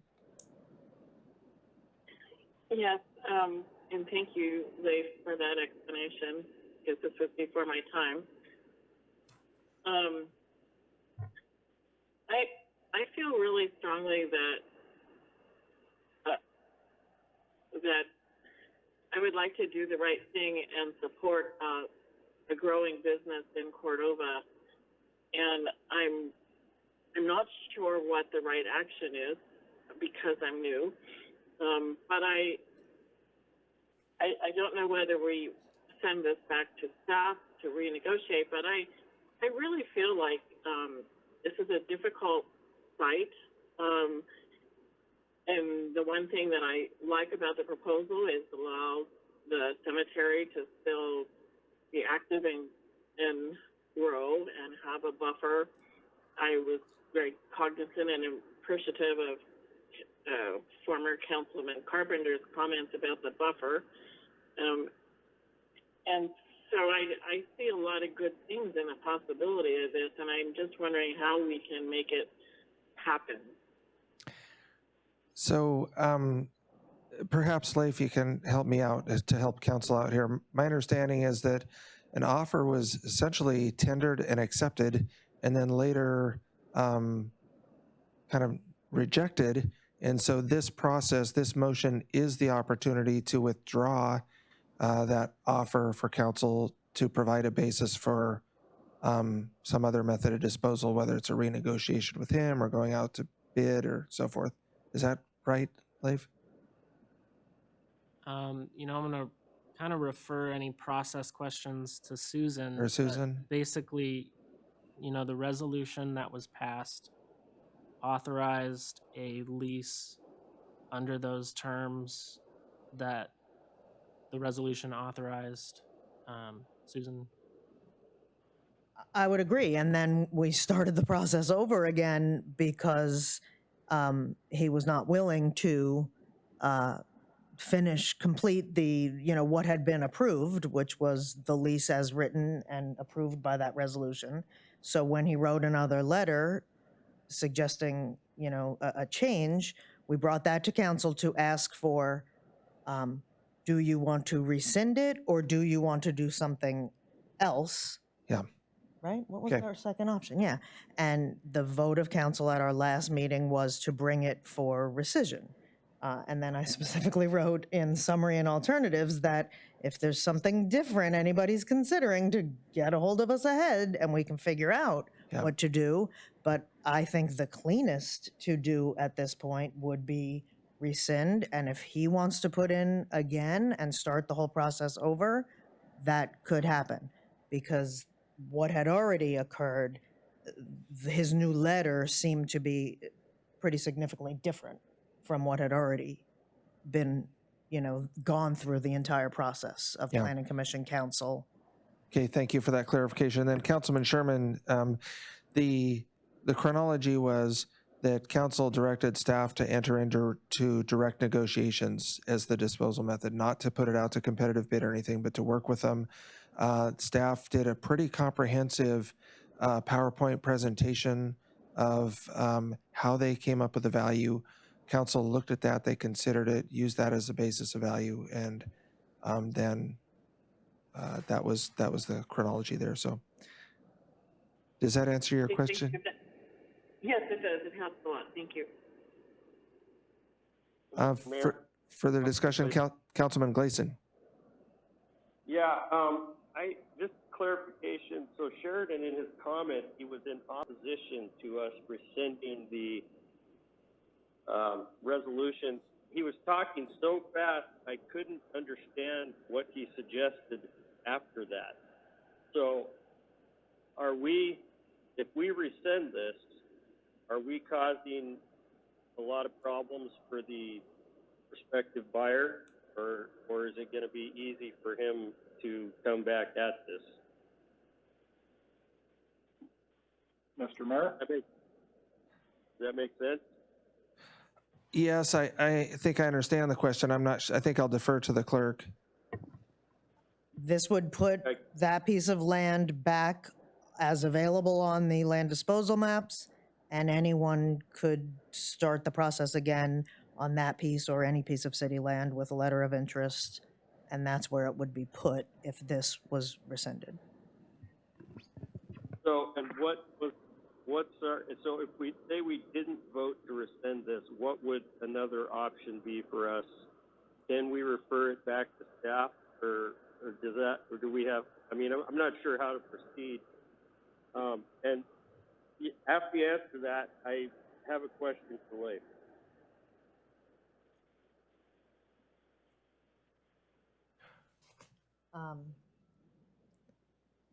Yeah, I don't know how to answer Councilman Gleason. Again, the chronology was staff entered into negotiations. They had an agreement on price.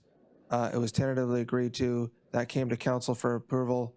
Council approved it, but then the agreement wasn't executed, and the person interested in the property has been trying to ask council to change the value or something, but that value was established by staff and by the materials in the packet. So I had some difficulty hearing the conversation as well, but the gist of it was a lower price on the property. Okay, I understand that. And so, Leif, when James Dundas sold his lot to the city, what did that come out to per square foot? The one that's right on the other side of Showstead. It's like $1, right? $1 a square foot? Yeah, I believe it was slightly over $1. The total price of the property was $135,000.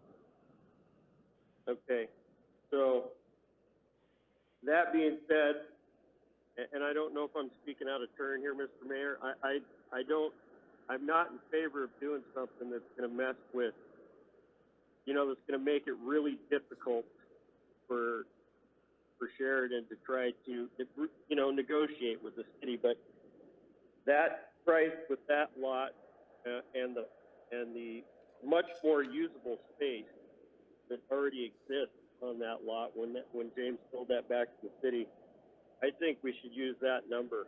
And I'm just throwing that out there.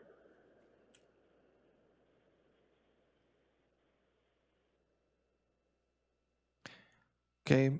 Well, we have a motion on the table. So is that an amendment? So, because what you have in front of you. So again, Councilman Gleason, what you have in front of you is a motion to rescind. That was council's direction at the last meeting. In the packet, if I understood the clerk, council was asked if they wanted to take a different path to bring that forward so that it could go onto the agenda, but that didn't happen. So what you have in front of you is a motion to rescind. Yeah. Mr. Mayor? Councilman Guard, and then I think Councilman Schaefer. I think we're all in favor of helping new and growing businesses to succeed in Cordova. There has been some confusion in the process. I don't know what sides it's all originated on, but would it work better for this if we, table it, refer back to staff or whatever, and then have a workshop on this here at our next meeting, where we can have an hour or two to sit down with all the parties and see if we can figure out what and where the problems are and how to find a solution to this. If you're asking me, Councilman Gard, I think that not moving forward with rescinding it, this will continue to languish. If you rescind the agreement that isn't going to be accepted, it cleans the slate and the process can start over, and maybe staff will get an actual, request or a basis. Not sure what else to suggest there. Councilman Schaefer? Yes, thank you. I was just going to say also that from the last meeting when we talked about this, the reason that we all had decided to rescind was we were concerned about the precedent being set of renegotiating what was already a negotiated and past contract or lease. And so I think that's also something to think about moving forward. Thank you, Councilman Schaefer. Mayor, Allison. Councilman Allison. Yeah, I did, a few comments and maybe some questions regarding this. But my first question is, rescinding this, now the clerk has told us that takes us back to square one and everything else. How does rescinding the last action by council do anything except rescind the last action by council? Can't we say, okay, we're back to negotiation stage now? I guess I'm still willing to, if he wants an appraisal, I think we're probably good with the 30,000, but if he wants to do an appraisal, I'm still good with that. I don't think we have to start over again just because we rescind this final step that the council did. I think we can back up one step, send it back to staff and the purchaser, and see if he wants to do an appraisal, convince the planner that it's a different price, whatever, but I don't think we have to go back to step one. Can we just back up one step? That's an option. You don't have to vote for this, and it wouldn't change the status any. So I mean, we'd have to vote to rescind this motion, and that takes us back one step. And then we can direct staff to continue negotiations with the proposal of the proposer. Anyway, that's where I think we need to go. We need to pass this back up one step, and then we're direct staff to work with the purchaser. I just want to clarify one thing that a couple of comments have been made that I think will probably direct towards me, although names weren't used, but when I stated at the last meeting that I don't want to get into the fact of everybody coming whenever they have a cost overrun coming back. I wasn't leaning towards the character of any particular individual. I apologize if that was taken that way. I don't want it to be taken that way, but I don't want to also open up a can of worms that might cause. I think since this lease wasn't signed and wasn't actually enacted, then we're probably okay backing up one step and getting a price that can be agreed upon. But I think we've set the price already, unless the purchaser wants to go for an appraisal, and that's where I would be leaning my support towards. I certainly support him getting this thing done and getting on with his project, but we can't. And maybe that's a question for Lee. We're bound by code charter of what we can sell property for, and to a nonprofit or those kind of businesses, we can certainly sell it for less than fair market value, like we did for the science center. But for an individual purchasing, we've got certain guidelines that we have to abide by, and there's only certain ways that price can be come with, and that they did it go one way, the other way is to get an appraisal. So that's where I'm at. Okay, that makes sense, Councilman Allison. It rescinds the offer that the council tendered and allows to direct staff to allow the person to come in and renegotiate or Using the same parameters appraisal. that council gave the first time. Exactly. Okay, and that a little bit is what came to an impasse, which is what caused him to write the letter. But if he's willing to come and try one more time, I guess, using the same guidelines council gave the last time. Okay, so I heard one speak in favor of rescinding, and then was it discussion? Apologize, I forget if there was another councilman waiting. I thought there was Councilman Schaefer, but I think she'd already made her comment. Further discussion, council, on the motion to rescind. Can others weigh in that they would agree with Mr. Allison what rescind is, to just go back one step? As long as there's concurrence of everyone that that's what that meant. I think that's what the vote would do, but Councilman Sherman. That's what I was just going to ask. It was the same question. So if we vote to rescind, it does just go back one step. Is that correct? And it will go back to staff. It provides the opportunity for the applicant to come and negotiate further with staff or take one of the other options to go get an appraisal, so forth. Okay. Thank you for the clarification. Okay. Further questions or discussion, council? This is Melina. Vice Mayor Meyer. Yeah, I also agree with that. I think maybe if we just go past or go back one step, and they can renegotiate with staff. So it's kind of, I think, a rescinding of the lease / refer back to staff, so it doesn't have to go through the whole process. I'd be supportive of that. Okay, so I hear 3 in favor. Any further discussion? Okay, roll call vote, please. Okay, so to rescind the resolution, which is just that lease, but to remain at this previous step. Yeah. Okay. Councilman Guard, did you have discussion? Nope. Okay, roll call vote, please. David Allison? Yeah. Melina Meyer? Yes. Kathy Sherman? Yes. Jeff Guard? Yes. David Gleason? Yes. Tom Baylor is absent. Ann Schaefer? Yes. Motion carries 6-0.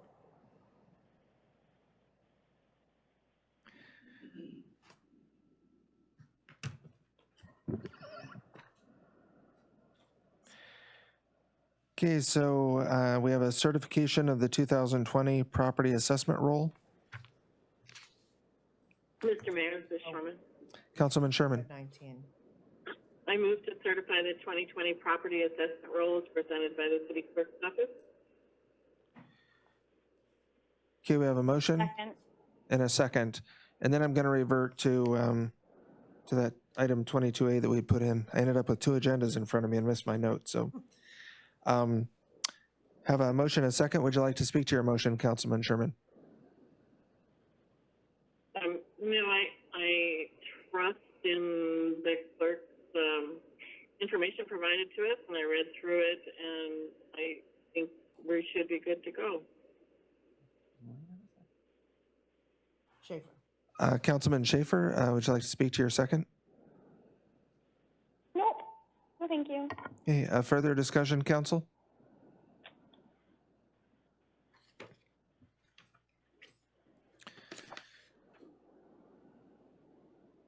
Okay, roll call vote, please. Kathy Sherman? Yes. Jeff Guard? Yes. David Gleason? Yes.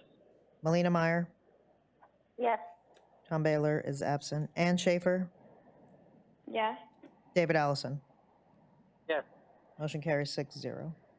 Okay, so now Councilman Sherman will revert to item 22A, COVID-19 discussion. Thank you, Mr. Mayor, and thanks to other council members for allowing me to add this to the agenda. I also am serving as PIO on the IMT, and so of course there's a lot of discussion this morning, and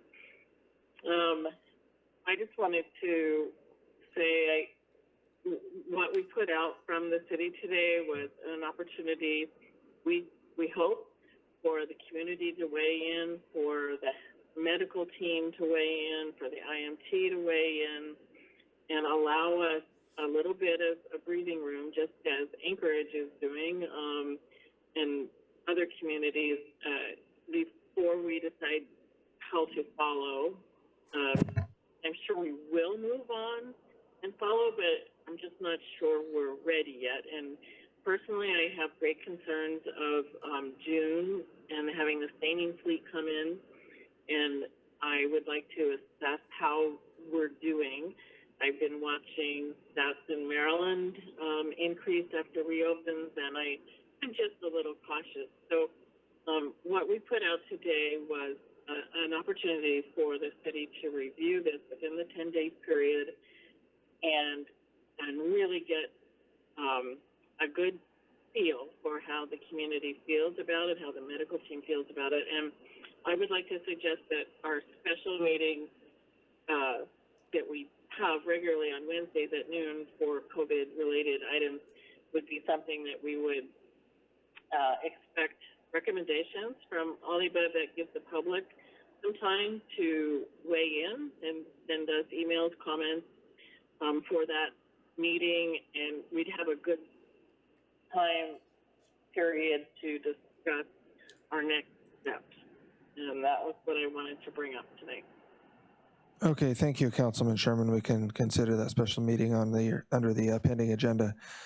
Further COVID-19 discussion, Council. Yeah, this is Councilman Schaefer. Councilman Schaefer. Yeah, in addition to Councilman Sherman's comments about wanting to hear from the public, I think it'd be also great to hear from businesses, either directly or through the chamber, on what their plans would be under reopening and how they see that working for their businesses. And then I just have a question. For the staining fleet and staining that happens in June, when do the bulk of the crews show up to Cordova? I'm more tuned into the, when the Gillnet fleet shows up, it's pretty visible and it's pretty obvious. Things start picking up around town, but I'm just not as in tune to when the stainers start coming to town. Mid-June is my understanding. I'm seeing lots of nods. Mr. Mayor, this is Sherman. Councilman Sherman. I've been handling the Cordova prepared emails, and right now what's happening is I'm getting quite a few emails from the stainer fleet and what's going to happen, and they are all looking at mid to second, third week of June. Great. Okay, thank you. Thank you. And did I hear Vice Mayor Meyer in there for discussion? I maybe wanted a little clarification. I know we bring this up for clarification just about every meeting, but the mask rule, Rule 15, I believe it is, it kind of came to my attention. Someone was saying that because of the last special meeting that we had, instead of a mask rule, now it's a suggestion that people wear masks in public. But I was looking over the resolution and I didn't see anywhere where it talked about Rule 15 for the mask going away by us voting on moving to phase 2. If it was going away because we were in line with the state, I kind of looked back on the rule, like when we moved into phase 1, that didn't get rid of the mask rule, so I don't see why moving to phase 2 would. I think having the mask rule is really beneficial to people wearing masks and people just in general. But so if there could be a little clarification on that, and if we need to put it on pending agenda, then I'd like to do that, and also maybe on this will be pending agenda, but talk about the restaurants and masks. Mr. Mayor, this is Sherman. Councilman Sherman.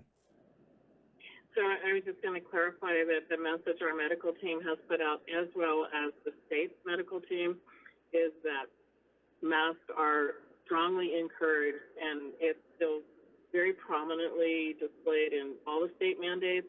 It's not required, but strongly encouraged, and Dr. Zink and Dr. Sanders are both speaking very much in favor of that. So it is something that we have to address, but our wording on the website, the COVID website, has changed to meet that mandate, but we are not letting go of masks, and we're still encouraging everyone to wear masks.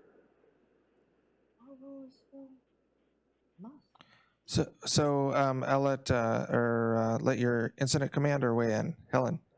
So we have not repealed the mask rule, but it is true that our mask rule is in conflict with our desire to be in line with the state, our stated, not desire, but stated practice of being in line with the state and following 10 days later. So we purposefully have not removed the mask rule from the books. It is still in place. It is, however, in conflict. So what Kathy just described is the city being in line with the state. We don't require the mask. We are strongly suggesting it. Our rule says you must wear a mask with social distancing. When social distancing is not possible, of 6 feet. And so where we're at right now is that you guys will have to decide either to re-up a mask rule that is in conflict, not in conflict, that is goes further than what the state is requiring. You'll have to re-up that rule, or you'll just put yourself in line with the state. And that's an option that we still have ahead of us. Mr. Mayor, Councilman Gleason. Councilman Gleason.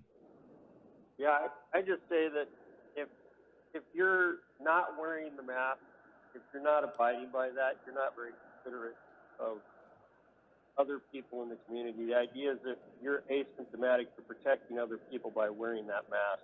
So I think Cordova residents are diligent in wearing their masks, and I think even if we didn't have a rule, they'd still wear them. I just wanted to say that because I do see people not wearing them, especially transient fishermen, and it's not everybody. Most guys are wearing them, but I do see people not wearing them, and it bugs me because you're inconsiderate of other people when you're doing that. So I was just going to say that. Okay.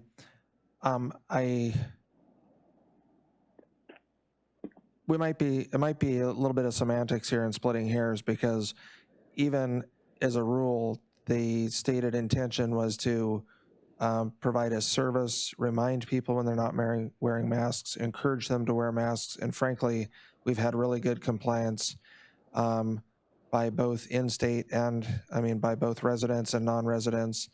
There are some who have not been complying.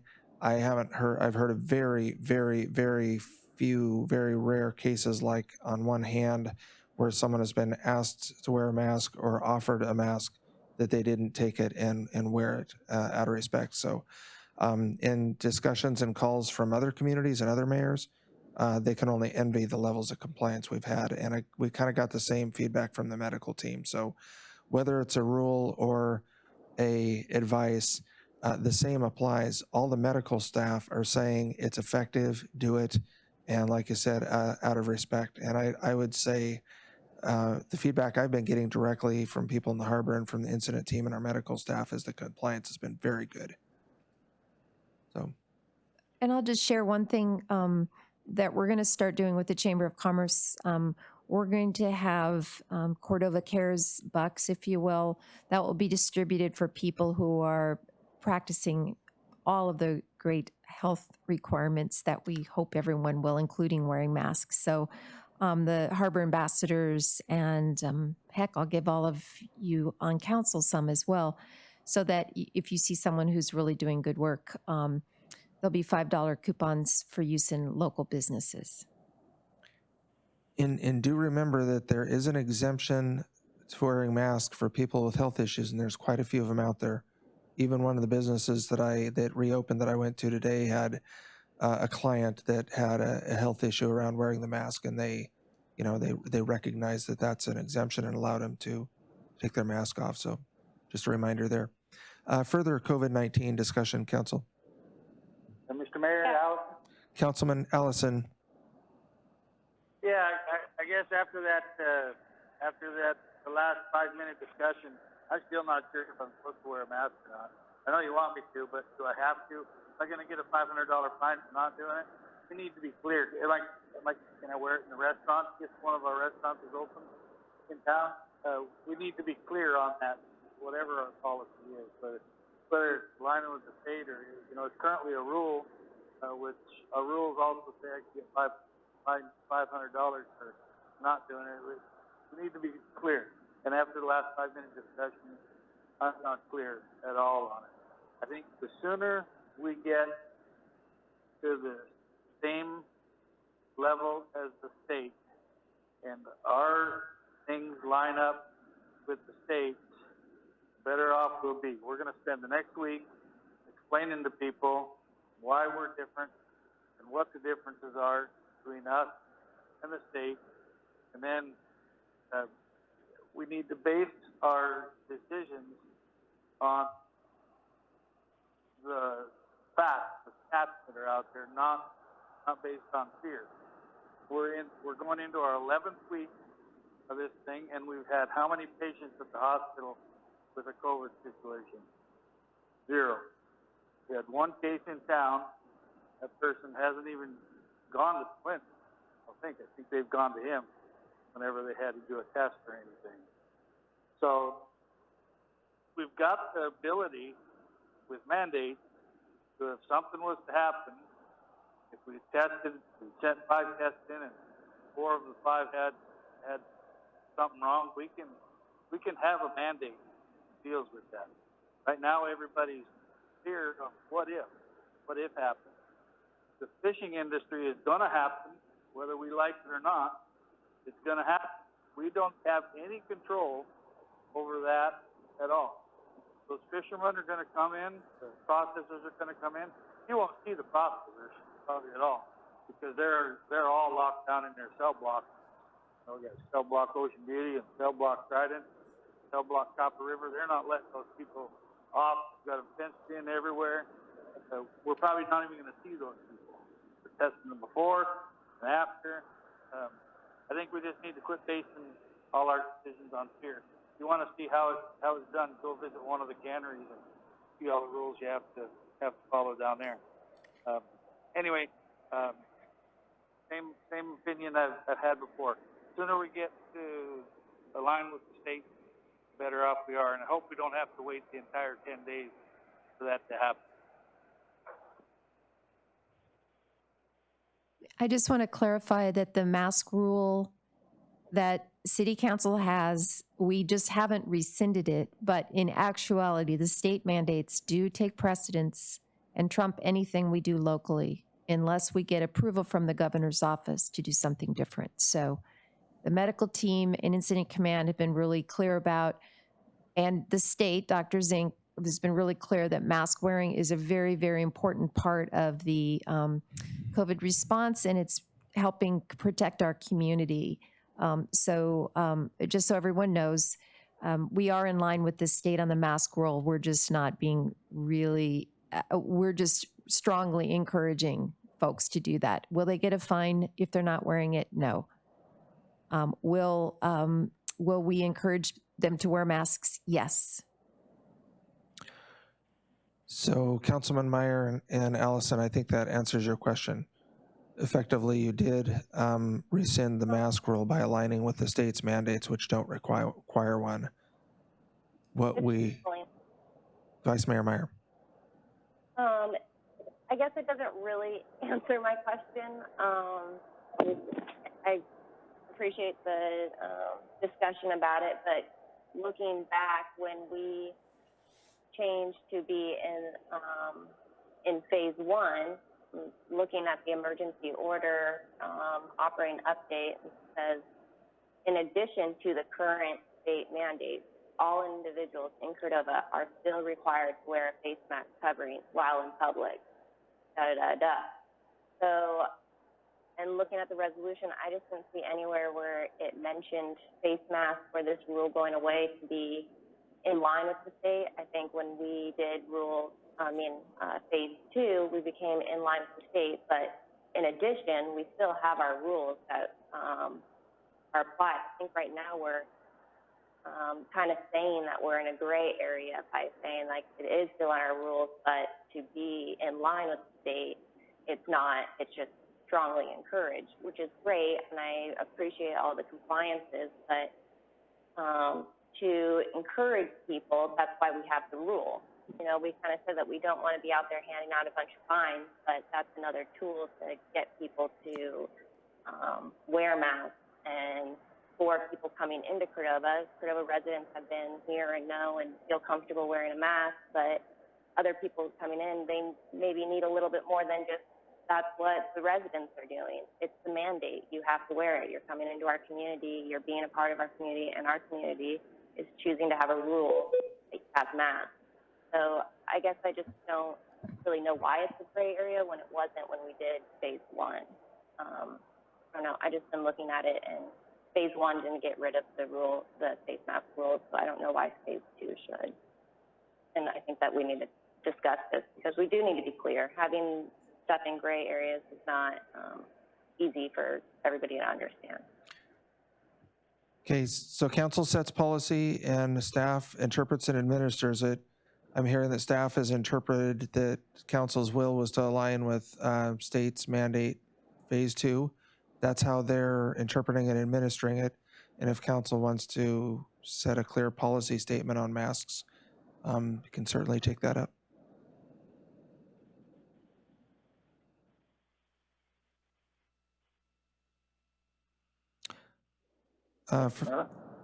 Councilman Guard. I'd like another clarification here.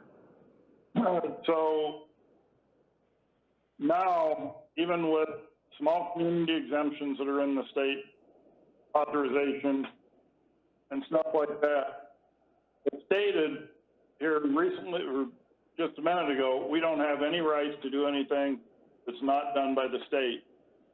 So what have we been doing all this time?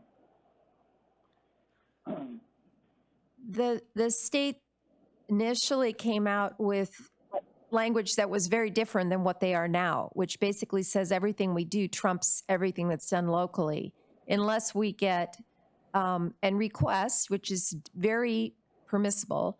We can request of the Commissioner Crum that we want to extend certain exemptions beyond what the state is doing. We're limited because we are no longer part of the small community exemptions. So we can't restrict air travel. And there's certain other things we couldn't do, but there are things we can do. So if mask wearing is a priority, we can get an exemption from Commissioner Crum that says we are going to go above and beyond what the state is doing because it's important for our community.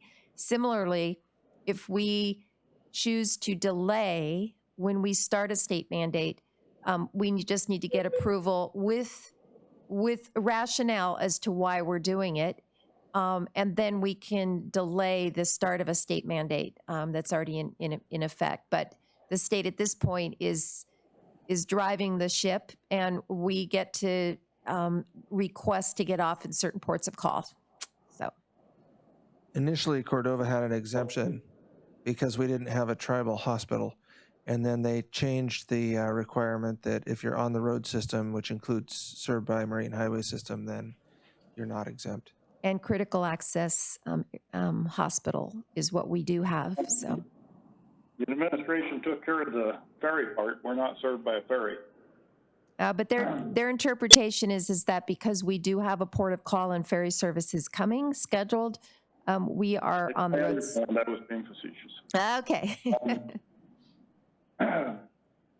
So have we put in for any of the exemptions, like the exemption to delay, since we decided we're delaying until, or we thought we decided we were delaying until our medical team had a chance to digest what was going on.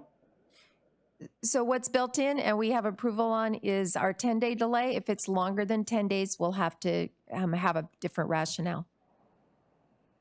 Okay, and when is our 10 days up for the mask exemption? Or when we have to decide whether we're having a rule that we're going to be wearing a mask or whether we just ignore it and it goes away? So right When's that now, 10 days up? right now, technically, our mask rule doesn't fall under in compliance with the state. So we can re-up a mask rule and we could get approval for that pretty fast if that's a direction council wants to go. On the implementation of the Reopen Alaska, like entirely 100%, that takes place on Friday, we have until June 1st. That is the amount of time we have as a delay. And after June 1st, the state mandates, the state Reopen Alaska plan, phase 3, 4, 5, 6, whatever, will go into effect unless council takes action to extend.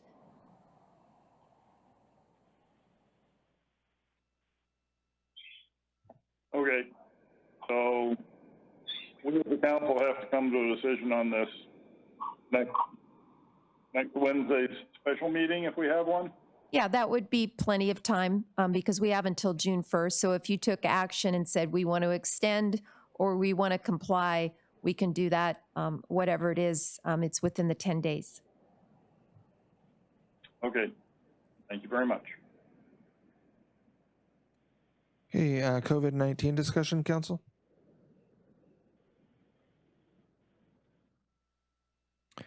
Okay, hearing no further discussion, we're at pending agenda.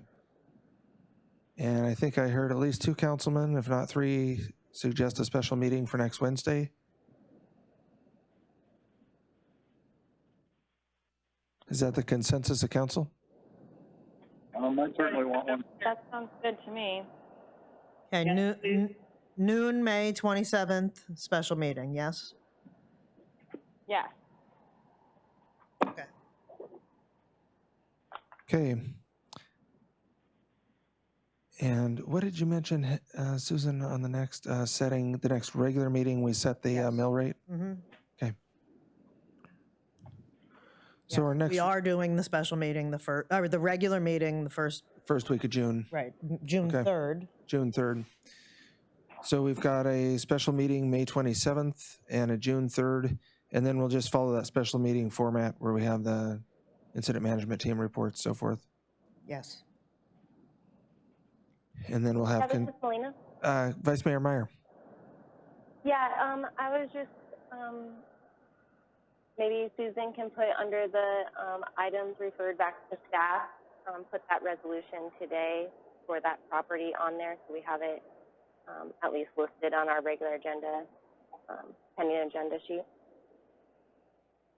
Sure, except it wasn't referred, it was rescinded, but I'll put it on pending agenda as an item coming up again before council. Yeah, I'll just put it on pending agenda. Just so we're listed on there so Absolutely. it doesn't die. Good idea. Okay, without a negotiation though, is there really going to be, is there really going to be any action to consider? Or?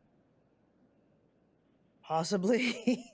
It happens. Okay, we'll put a placeholder for sure. It might not be right away. Yeah. She just meant put it on pending agenda. On the pending agenda. Okay, right, gotcha. Right. Okay, thanks. And then for the next regular meeting, I would like to discuss this mask rule and our, maybe we should have our emergency order operating rules and our rules in general just in front of us, part of that packet.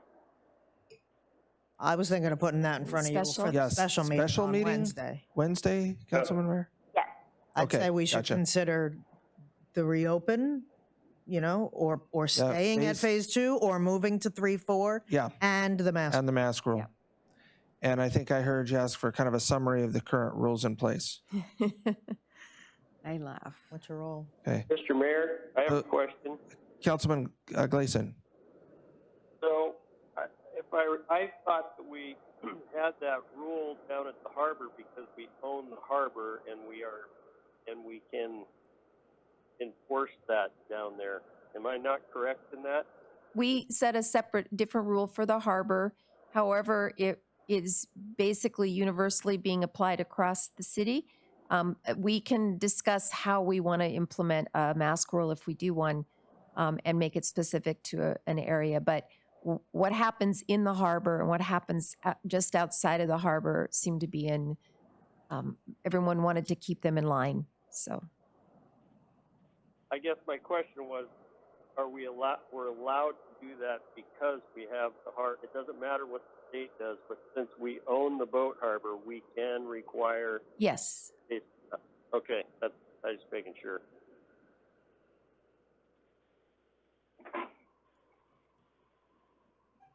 Good point, Councilman Gleason.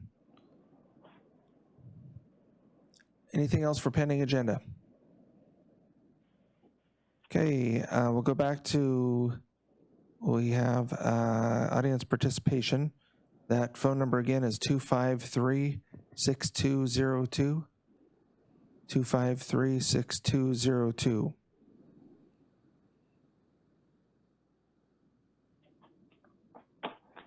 We don't have any calls now, so we'll keep watching that line for the public to call in on, but we'll go ahead and go to council comments. We'll start with Councilman Schaefer. Hi, yeah, thank you. And thanks for all the discussion around the clarification of the rules and whatnot tonight. It's a good reminder for us and a good reminder for the community, just where we are. So thank you. Thanks everyone for your hard work. Thanks to council for a good discussion. Thank you. Councilman Allison? Did you say Allison? Yes, I did. Okay, yeah. Just like to show our appreciation or thanks to all of the people involved with Dr. Zink and other dignitary visit last week. Sounds like everybody did a really good job on that, and they were impressed. So appreciate all of the extra effort that went into that on a quick notice, and that was very much appreciated. All the staff and you, Mr. Mayor, and those others that might be involved probably don't even know who all was involved. So anyway, thank you for that work. Once again, as soon as we can get in line with the state on everything, the less time we have to waste explaining things differently. We can just point people to the state and call it good. I think that this whole thing has been based on fear and not on actual statistics. So, and not to make light of anybody that's suffering or had relatives or anything hurt in it, but we've been pretty lucky here, and I hope that continues. And I think that our public is very much in tune with the safety procedures and doing things in a safe way. We need to get everybody back to work. Everybody does have a right to their livelihoods and as much as possible. And I hope we get back to that as soon as possible. Thank you. Okay, thank you, Councilman Allison. We did have a caller call in for audience participation. So if you could state your name for the record, please, and 3 minutes. Yes, hi there. This is Molly Mulvaney, and I am calling in my role as one of the port of entry ambassadors. And I don't know if this is the appropriate time. I don't think you can answer me, but I'm really confused as to what message now I'm supposed to be telling folks, because there are people that actually ask us directly, like, am I going to get fined? So I'm just putting on the record right now, my understanding is I'm telling them that no, there is no fine for this. The rule has been superseded by green light phase into phase 2. My concern is that, like, next week that might change, and it's just confusing, I guess. So the sooner we could get some clarity on this, better it would be, especially since we're down there multiple times a day. People do ask us, and my understanding of the rules going away today, we did kind of lose our steam in our messaging in Harbor. It's definitely harder when I can't say the city actually has to really have to do this. So as you consider it, please give us some clarity and it'll make it easier for us to discuss it with folks. Thanks. Councilman Allison, we need to. Okay, thank you, Molly. And remember, the other part of that answer is fine or no fine, the medical staff and the city incident management team, and we are asking that you wear your mask for the protection of others and to be courteous and respectful. Councilman Allison, I just wanted to extend your appreciation for the dignitary's visit to the reluctant fishermen, and especially Vice Mayor Meyer and Haley and others who on very, very short notice set up safety protocols and made arrangements for a meal and to open the facility for the visitors on short notice, again, because we didn't have any restaurants open. And got very short notice that they would be here during a meal time. So really appreciated the reluctant fishermen stepping up and helping out there. Councilman Gleason, comments? Yeah, just no matter what we decide, I'm in favor of following the state also. And I would just say that I've talked to some restaurants, I talked to Laura's Liquor today, and not just because the state says it's going to open doesn't mean that all businesses are going to open. Some people are comfortable with takeout, and you know, people probably already know this, but just because it opens doesn't mean you have to participate. You know, some people are going to be comfortable going in to dine in. Some people are comfortable with the takeout. So the important thing is that people get to work. And I think Cordova's proven that we are capable of currently controlling COVID-19. The reason we don't have any cases is because people are doing their wearing the face mask, social distancing, washing your hands, and we're just getting used to that. That's part of new life. So I'm really proud of my town for stepping up, and it's kind of neat to hear others like Dr. Zink say that we're doing a great job and stuff like that. That's a pretty good pat on the back for us. So keep up the good work. That's all I got. Thank you. Councilman Sherman. Yeah, I would certainly echo Councilman Gleason's comments. It does make you really proud, and I've been down in the harbor quite a bit, and I have seen people wearing masks. And it is true, it's all a personal decision, no matter what we decide to go ahead with. I know a lot of the businesses that I've talked to are just biding their time and thinking hard about their reopening process. And I think the most important thing is to be considerate of everyone, no matter what the decision is, and be respectful of the businesses that do open and when they open. And I just wanted to add a couple of things. My dear friend, Councilman Baylor, is not with us tonight, but I was doing a little follow-up this week, and I have reached out to Shoreside Petroleum. Other businesses in the community have put hand washing stations in place, and I'm encouraging Shoreside to possibly do the same thing. I don't necessarily believe the city needs to fund that. I believe the city needs to support our businesses in every way possibly that we can, but when other businesses in our community have already put in hand washing stations, I don't see why Shoreside cannot do the same thing. So I'm kind of campaigning for that. I also reached out to Kathy Rental at the Chamber, and she and I were discussing the PISWAC move, and I was not aware of that until Tom brought that up at the meeting last week. And Kathy has been in touch with Tommy Sheridan, the PISWAC CEO, and they are looking at bringing back operations into Cordova, so that was some good news. I also reached out to Last Wilderness Outfitters, and they are doing well. They have not had any cancellations yet because their season doesn't really start till the end of June. And they are kind of biding their time. They're waiting to see what the governor's decision is on I get those mixed up, interstate travel. And, but they have all their protocols in place. They have their everything that they need, and they're ready to go. They're just waiting. And I know that there's other businesses in town that are doing the same thing. And I think that's great that everybody's just taking their time and being really, really smart about this. So I think that's what we need to do as council, is be supportive of all the business community. So I think that's all I got. Absolutely. Thank you, Councilman Sherman.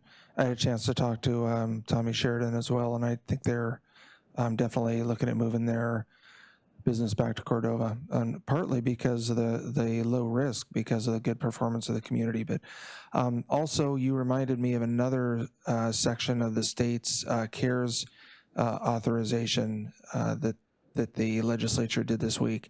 There was also $100,000, I'm sorry, $100,000 section in there for businesses that are in the fisheries charter business. So for Orchid Venture Lodge, I'd pass that on to Kathy Renfelt over at the chamber as well. For anyone that does fisheries charters out of Cordova, there's a special set of funding set aside there. And I believe that's a grant basis. So just wanted to mention that for the record. And Councilman Guard.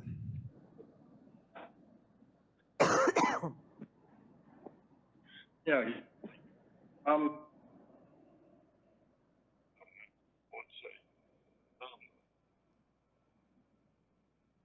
I am in favor of getting everybody in Cordova back to work as fast as possible. Every job's an essential job, as stated a bunch of other times today.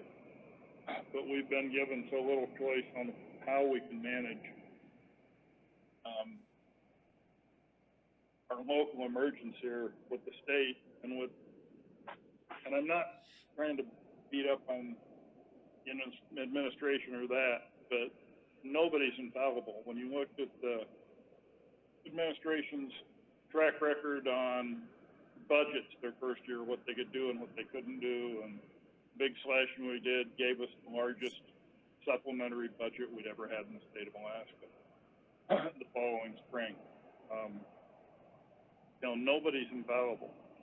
And if we get this wrong and don't protect folks in Cordova medically, we get one shot at this. We've done good so far. We've done really good as a community with protections and stuff, but a lot of it's yet to come. So I offer that we move forward with caution, listen to our medical team, see what their advice is, whatever we can come up with to help struggling businesses that are yet to open or not able to open fully. Any kind of help we can give as far as grants or low interest loans, if we can do that with any of our CARES money. If we can have a more flexible system to where we don't cut out whole sectors of the economy by classifying all restaurants or all this or all that, and allow businesses to put in individual plans, and if they can come up with a way that the medical team is satisfied that they're able to operate safely, even if they're in a sector of the economy that we'd then had closed down, maybe we could operate with a little flexibility there. But I still think we need to be cautious on this because we're just really starting into this. We haven't seen Zane season or any of that start yet. The interstate travel ban, or not travel ban, but the interstate travel restrictions for quarantine and stuff taken off here the 1st of June when the governor's going to revisit it. That's another big layer of protection we lose. So anyway, that's all I got to say. Thank you everybody for everything. We're all trying to do our best tonight. Thank you, Councilman Guard.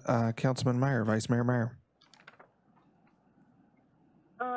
Yeah, I just really like to echo those comments that Councilman Bergard just said. I'm really proud of what we've done in this community with this virus and how far we've come and all the hard work that has been put into all of this. And we really have done a good job. But now's not the time, I don't think, to just release everything all at once or close together. I think that we need to keep going with some of these things that we have. I am very much in favor of being more in line with the state as far as the business reopening goes. I know each one of these phases that come out, you read it, and it's like, well, that's not going to work, this is not going to work, you have to do this. It's just really complicated. And I think businesses of Cordova and the residents of Cordova will do what feels right. But with that said, I think that we could have over-blanketing Cordova rules, not so detailed to the state about what businesses can and can't open. But I personally think a mask rule is a pretty simple one. And then just really trying to change our culture with messaging about wash their hands and distances, and at businesses, if they work with them to make sure that they're creating distances in their businesses. I think that's something that the Chamber has been doing a good job with, contacting businesses and helping them come up with some of those plans to meet state requirements, just to operate, because we do need our businesses healthy and operating. And as a community and a city as a whole, I do think we can come up with some rules that are blanketing, and I think masks is a pretty easy one, and most people are compliant with it anyways. And just a big thank you, though, to everybody that's been really working hard on this. We have done a good job, and let's just keep it going and get our businesses up and going. Thanks. Yep. Thank you, Councilman Meyer. And we still are under that emergency declaration by the council. And again, those priorities under that plan are health and public safety first, then protection of property second, protection of the environment third, economy fourth, and we made it clear the two objectives are to protect lives and livelihoods, public safety and economic opportunity and business. So I think council and incident management team has been real consistent in that regard and really striving to execute those two goals. So thank you. Did we have another call from public? Okay. So we have only one remaining motion. Is there any objection to adjourning? Second. Have a motion and a second to adjourn. Any objection? We're adjourned.